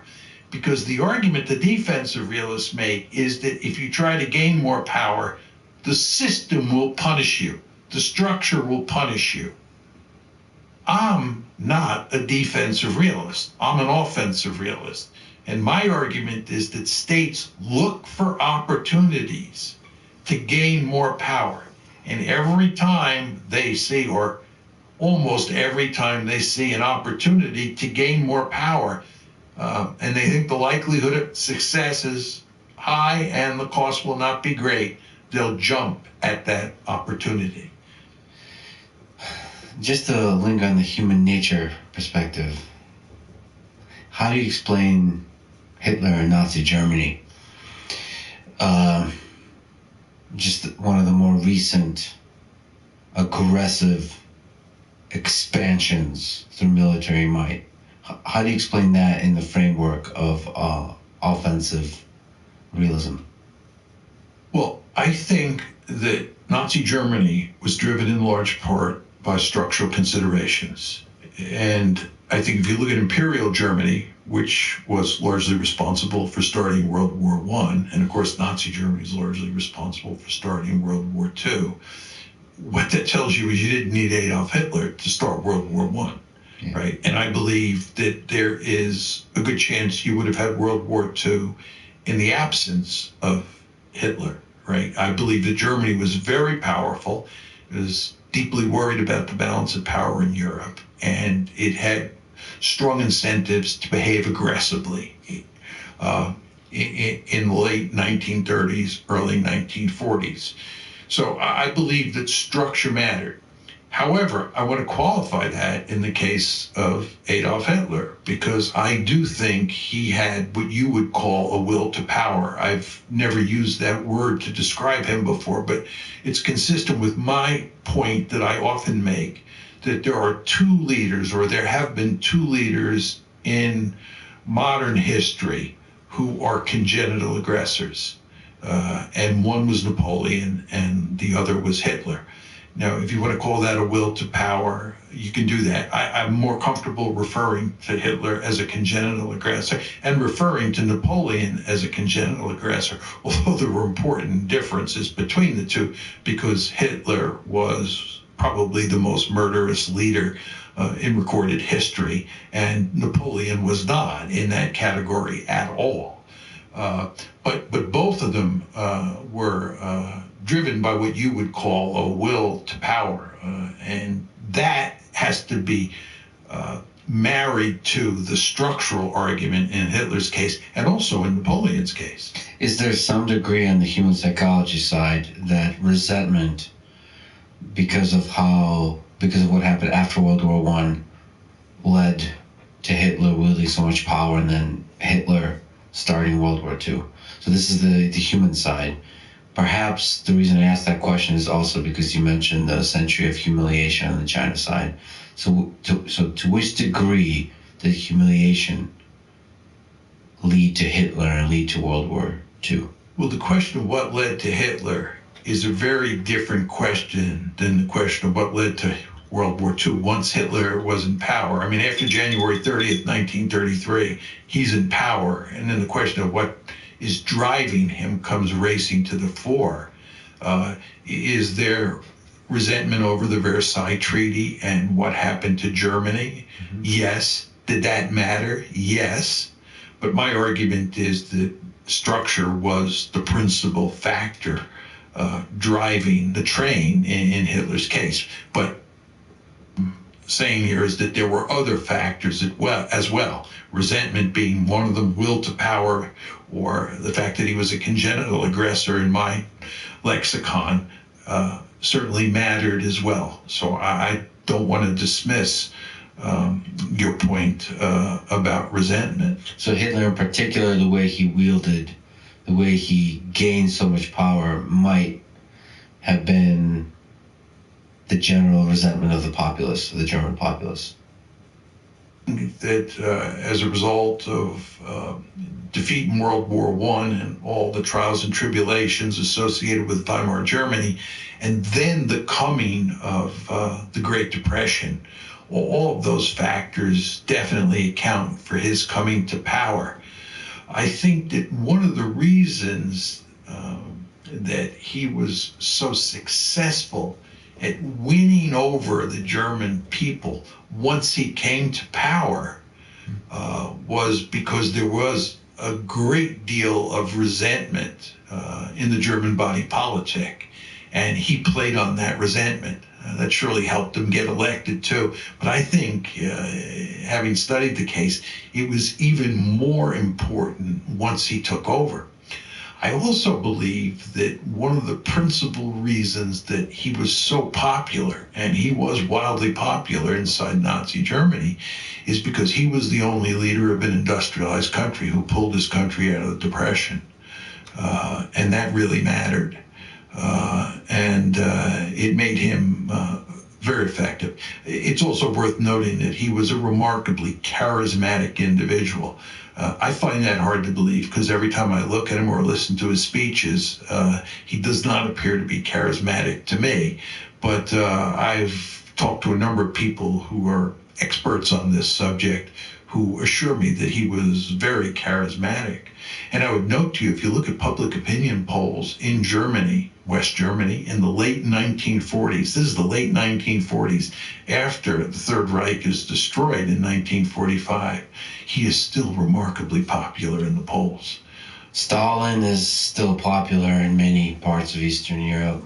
Yeah. And Stalin's popular in many quarters inside Russia. And Stalin murdered more of his own people than he murdered people outside of the Soviet Union. And still to you, the tides of history turn not on individuals, but on structural considerations. So Hitler may be a surface layer characteristics of how Germany started a war, but not really the reason. History is a multi-dimensional phenomenon. So I hear. And we're talking about interstate relations here. Yes. And realism is a theory about how states interact with each other.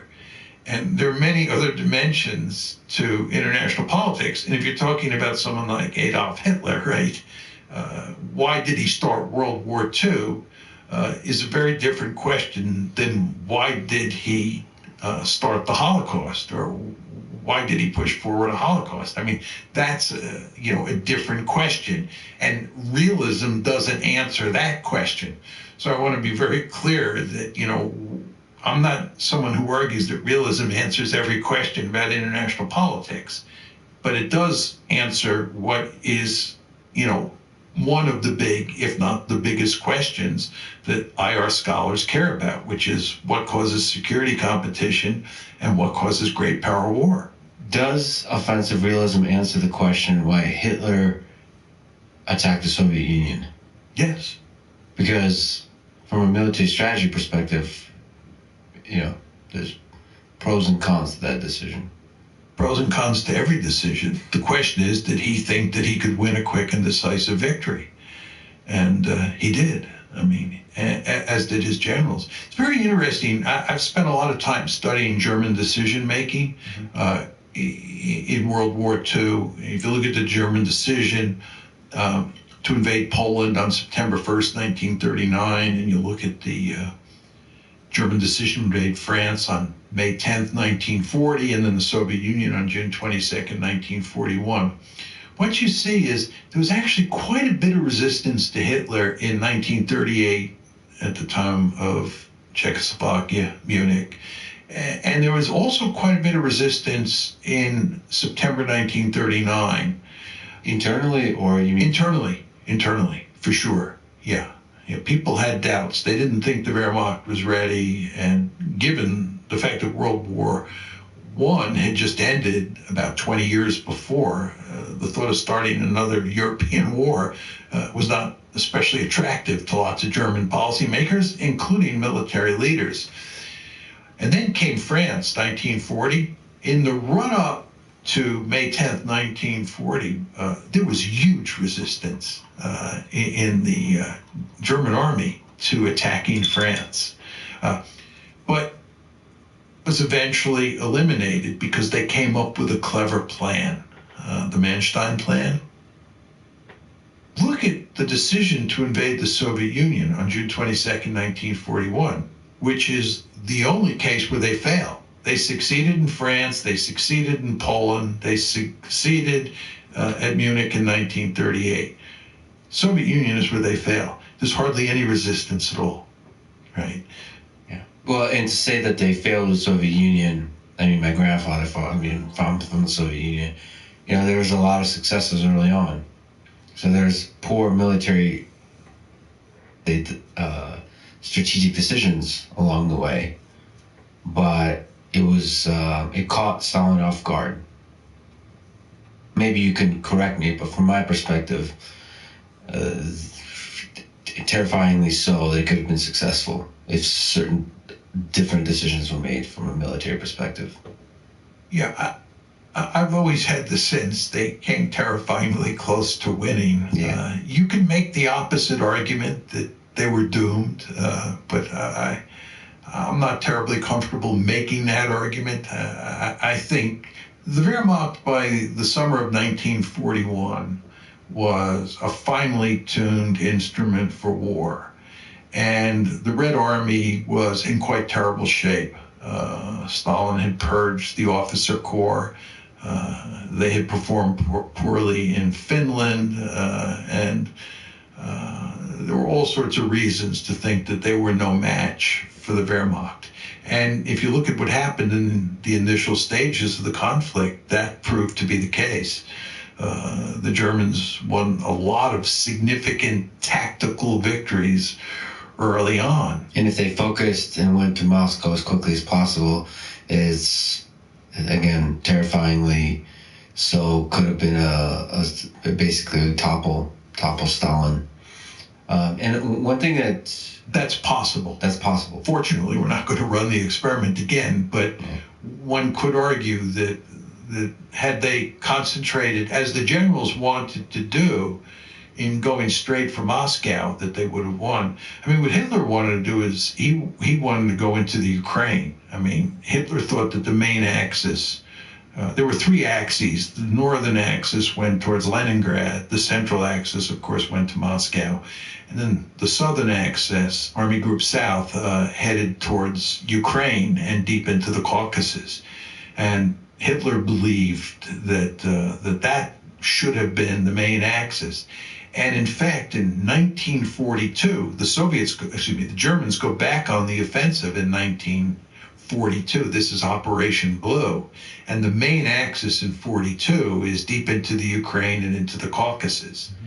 And that fails. But one could argue that had they done that in 41, had they not gone to Moscow, had they gone, had they concentrated on going deep into Ukraine and into the Caucasus, they could have knocked the Soviets out that way. I'm not sure that in the end I believe that. I think in the end the Soviets would have won no matter what, but I'm not 100% sure of that. So sometimes maybe you can educate me, but sometimes, they say, just like with Napoleon, winter defeated Hitler in Russia. I think not often enough people tell the story of the soldiers and the motivation and how hard they fight. So it turns out that Ukrainians and Russians are not easy to conquer. They're the kinds of people that don't roll over and fight bravely. There seems to be a difference in certain peoples in how they see war, how they approach war, how proud they are to fight for their country, to die for their country, these kinds of things. So I think Battle of Stalingrad tells, at least to me, a story of extremely brave fighting on the Soviet side. And that it's a component of war too.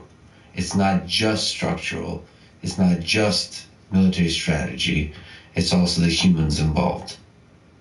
Maybe that's a romantic notion of war. No, I think there's a great deal of truth in that, but let's just unpack it a bit in the case of the Soviet Union in World War II.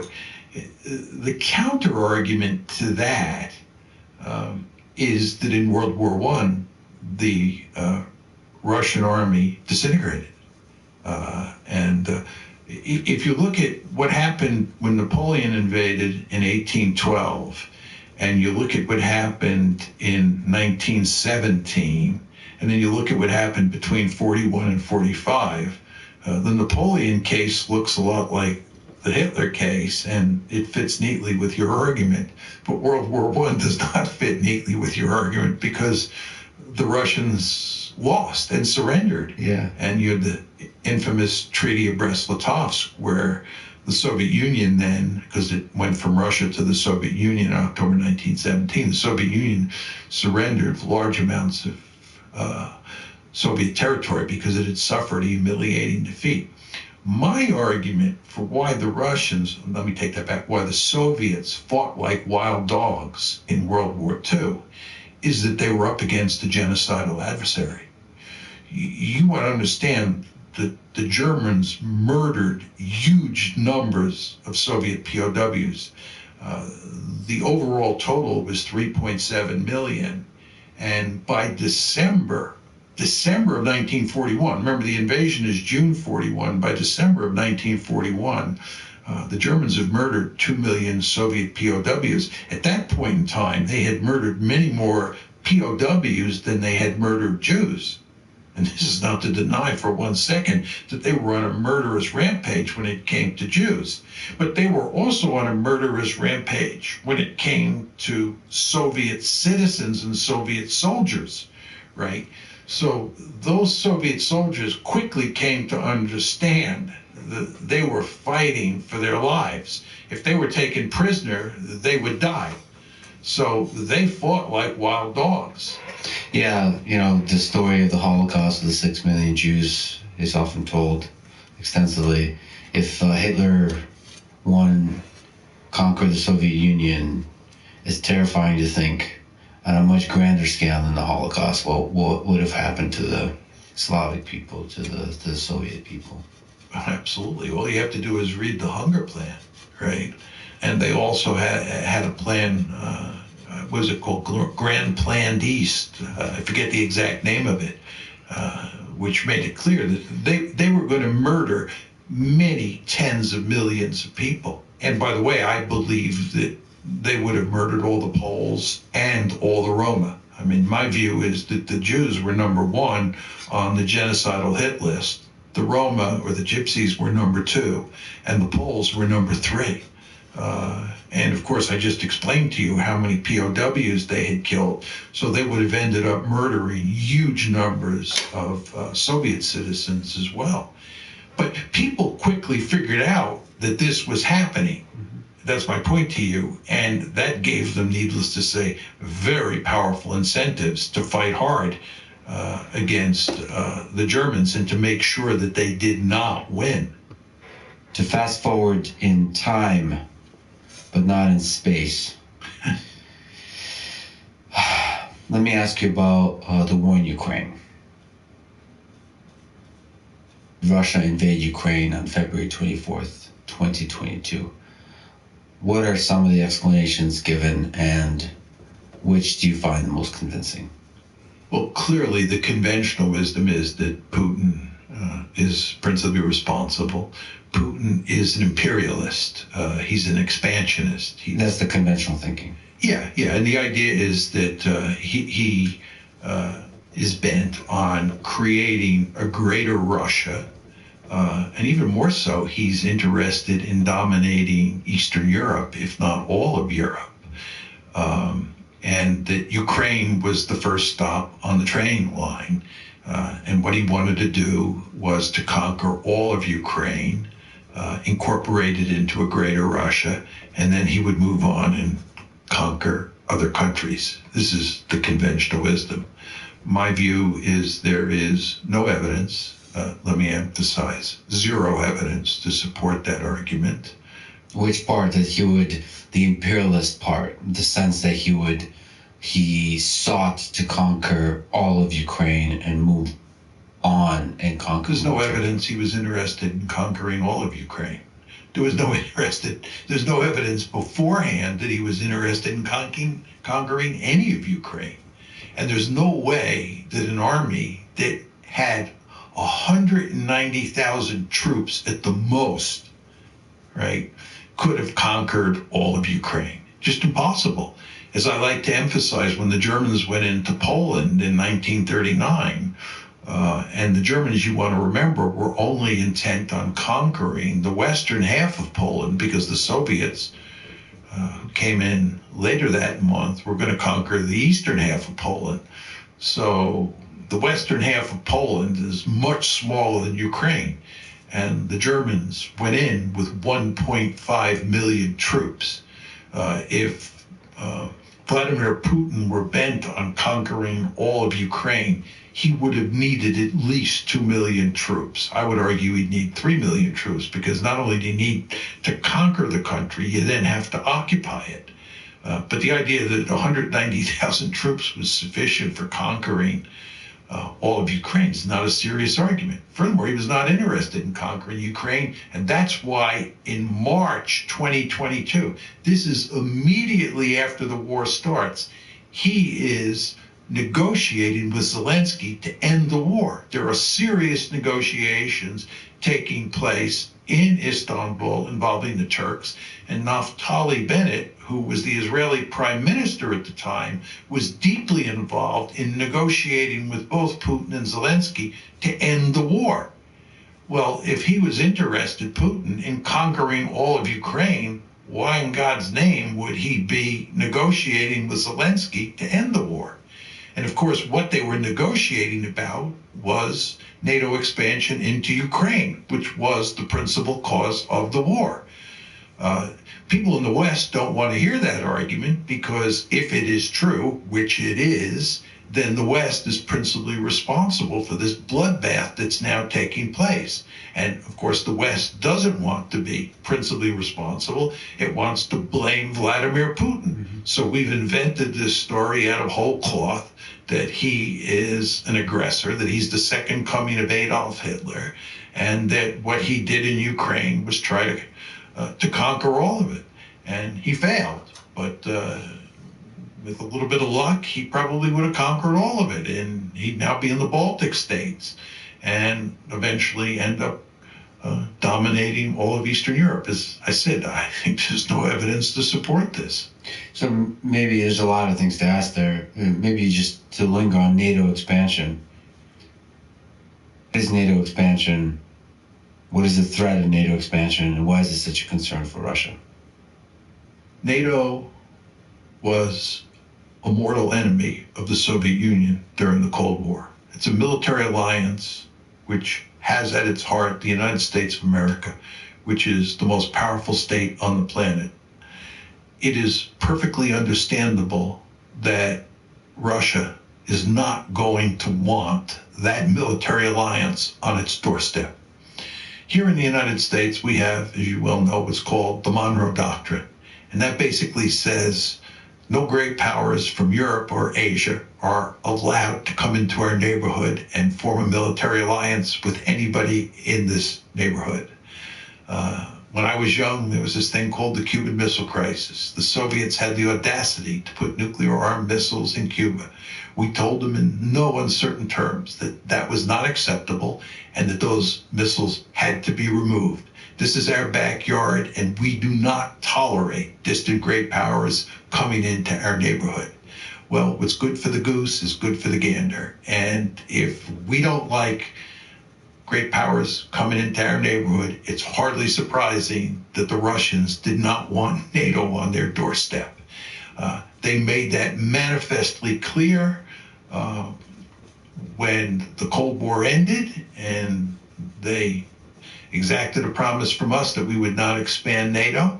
And then when we started expanding NATO, they made it clear after the first tranche in 1999 that they were profoundly unhappy with that.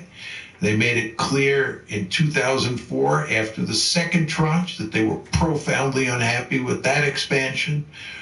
And then in April 2008, when NATO announced that Ukraine and Georgia would become part of NATO, they made it unequivocally clear, not just Putin, that that was not going to happen. They were drawing a red line in the sand.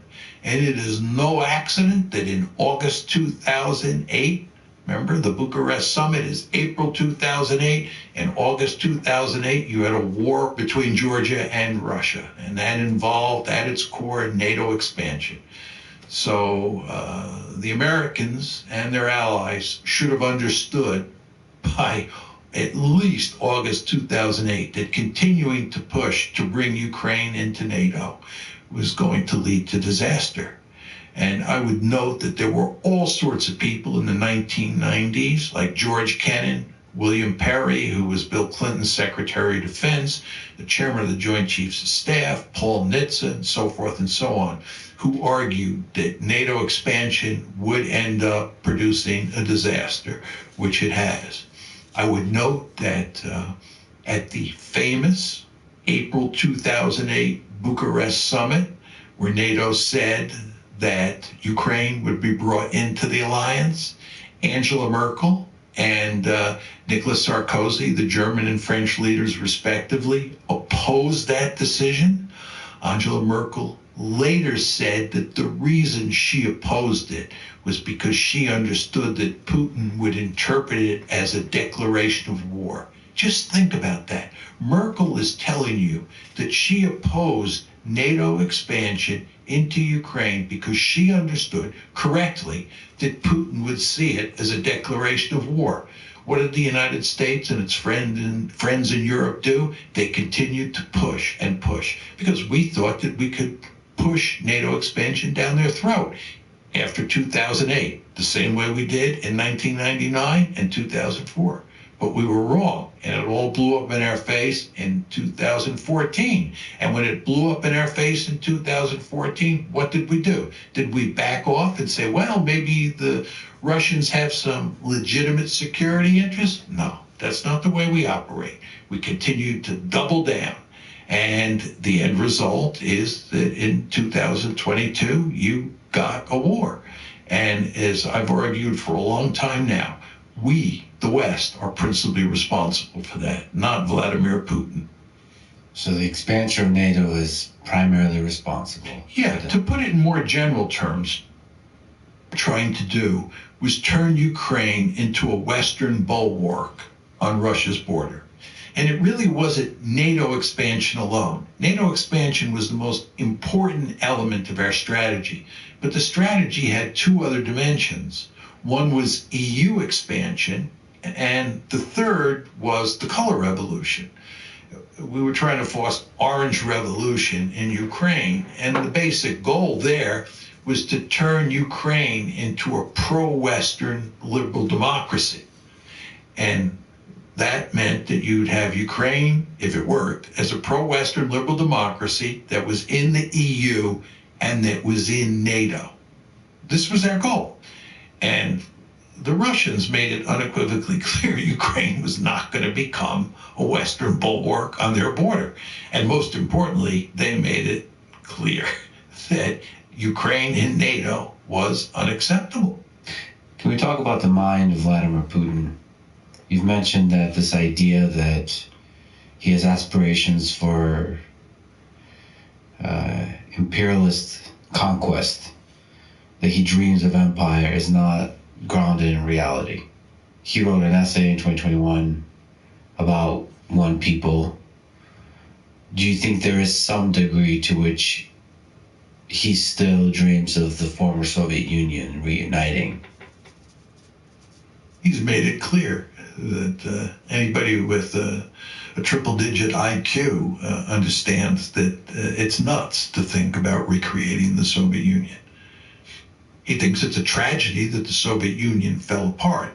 But as he made clear in that essay, the July 12th, 2021 essay, and as he made clear in speeches immediately before he invaded Ukraine, he accepted the breakup of the Soviet Union, and he accepted the status quo in Europe, save for the fact he did not accept the idea that Ukraine would become part of NATO.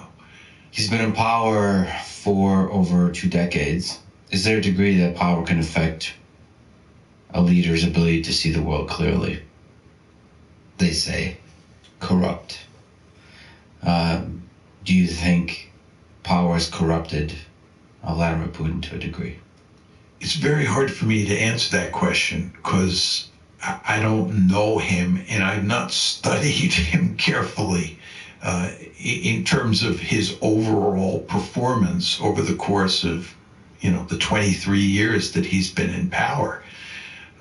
I've studied him as a strategist, and I've studied how he, deals with the West and, deals with the international system more generally since 2014. And I think he is a first-class strategist. This is not to say he doesn't make mistakes, and he admits he's made some mistakes. But I think that the West is dealing with a formidable adversary here. And I don't see any evidence that he's either lost speed off his fastball or that power has corrupted his thinking about strategic affairs. Consistently put as a primary concern security, as does the United States. He's put for Russia's security, making sure that NATO doesn't get close to its borders. I think that's clear, yeah. I think, as I emphasized early on in our conversation, that leaders privilege security or survival over everything else. And by the way, he gave a number of talks and press conferences in addition to writing that famous article that you referred to on July 12, 2021. So we have, a pretty clear record of what he was saying, and I would argue what he was thinking in the run-up to the war in February 2022. And if you read what he said, it's quite clear that he privileged security or survival. He was deeply concerned about the security of Russia. And Russia is a quite vulnerable state in a lot of ways, especially if you think back to what it looked like in the 1990s, as you know better than I do. It was in terrible shape.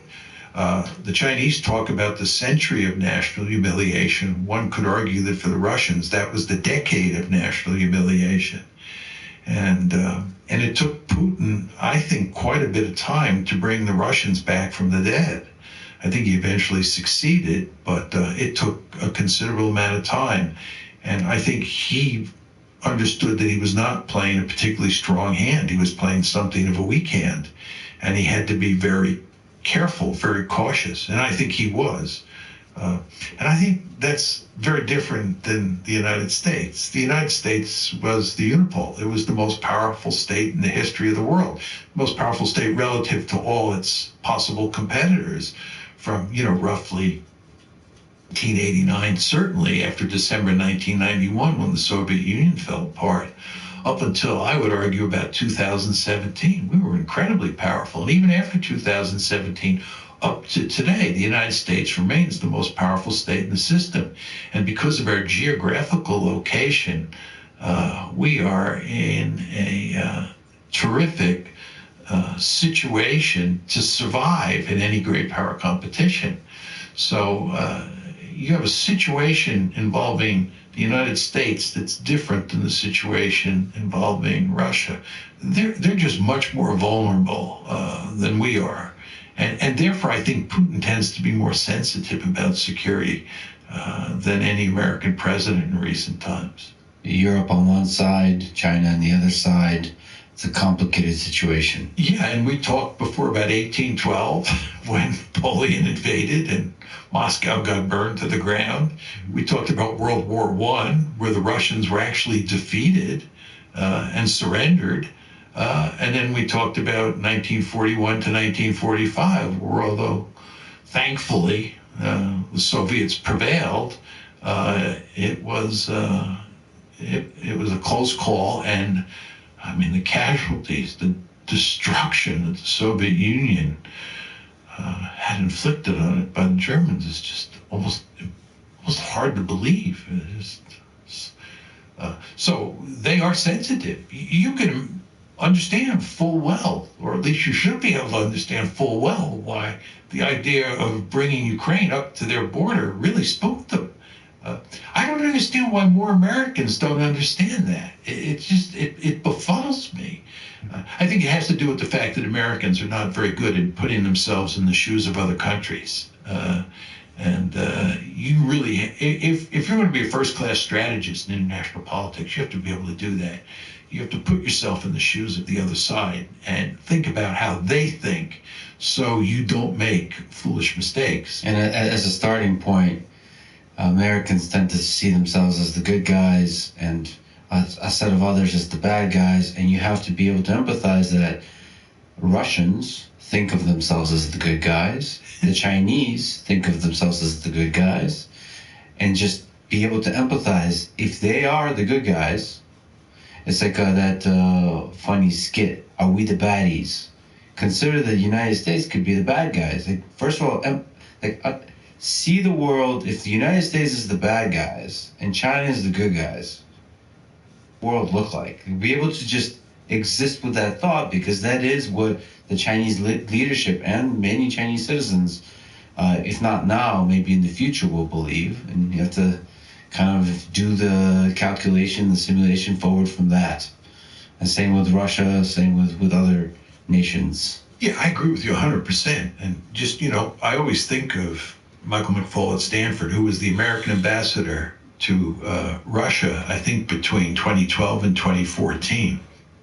And he told me that he told Putin that Putin didn't have to worry about NATO expansion because the United States was a benign hegemon. And I asked Mike what Putin's response was to that. And Mike said that Putin didn't believe it. But Mike believed that he should believe it, and that we could move NATO eastward to include Ukraine, and in the end, we'd get away with it because we are a benign hegemon. But the fact is, that's not what Putin saw.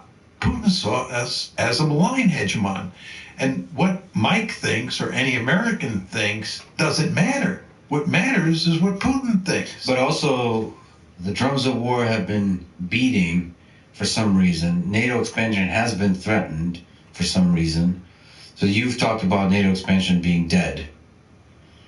So it doesn't make sense from a geopolitical perspective on the Europe side to expand NATO. But nevertheless, that threat has been echoed. So why has NATO expansion been pushed from your perspective? There are two reasons. One is, first of all, we thought it was a wonderful thing to bring more and more countries into NATO. We thought that it facilitated peace and prosperity. It was ultimately all for the good. Mm-hmm. And we also thought that countries like Ukraine had a right to join NATO. These are sovereign countries that can decide for themselves, and the Russians have no say in what Ukraine wants to do. And then finally, and this is a point I emphasized before, we were very powerful, and we thought we could shove it down their throat. So it's a combination of those factors that led us to pursue what I think was ultimately a foolish policy. We've talked about how wars get started. How do you hope the war in Ukraine ends? What are the ways to end this war? What are the ways to achieve peace there? To end the I would say senseless death of young men. What happens in war? I'm sad to say I don't have a good answer to that. I don't think there's any real prospect of a meaningful peace agreement. I think it's almost impossible. I think the best you can hope for at this point is at some point the shooting stops, you have ceasefire, and then you have a frozen conflict. And that frozen conflict will not be highly stable. And the Ukrainians in the West will do everything they can to weaken Russia's position. And the Russians will go to great lengths to not only damage that dysfunctional rump state that Ukraine becomes, but the Russians will go to great lengths to sow dissension within the alliance, and that includes in terms of transatlantic relations. So you'll have this continuing security competition between Russia on one side and Ukraine and the West on the other, even when you get a frozen peace. Or you get a frozen conflict, and the potential for escalation there will be great. So I think this is a disaster. That's a very realist perspective. Let me ask you sort of the human side of it. Do you think there's some power to leaders sitting down, having a conversation, man to man, leader to leader, about this? There is just a lot of death happening. It seems that from an economic perspective, from a historic perspective, from a human perspective, both nations are losing. Is it possible for Vladimir Zelensky and Vladimir Putin to sit down and talk and to figure out a way where the security concerns are addressed and both nations can out of suffering that's happening and create a path towards future flourishing? I think the answer is no. Even with the United States involved. 3 people in the room. Well, I think if the United States is involved,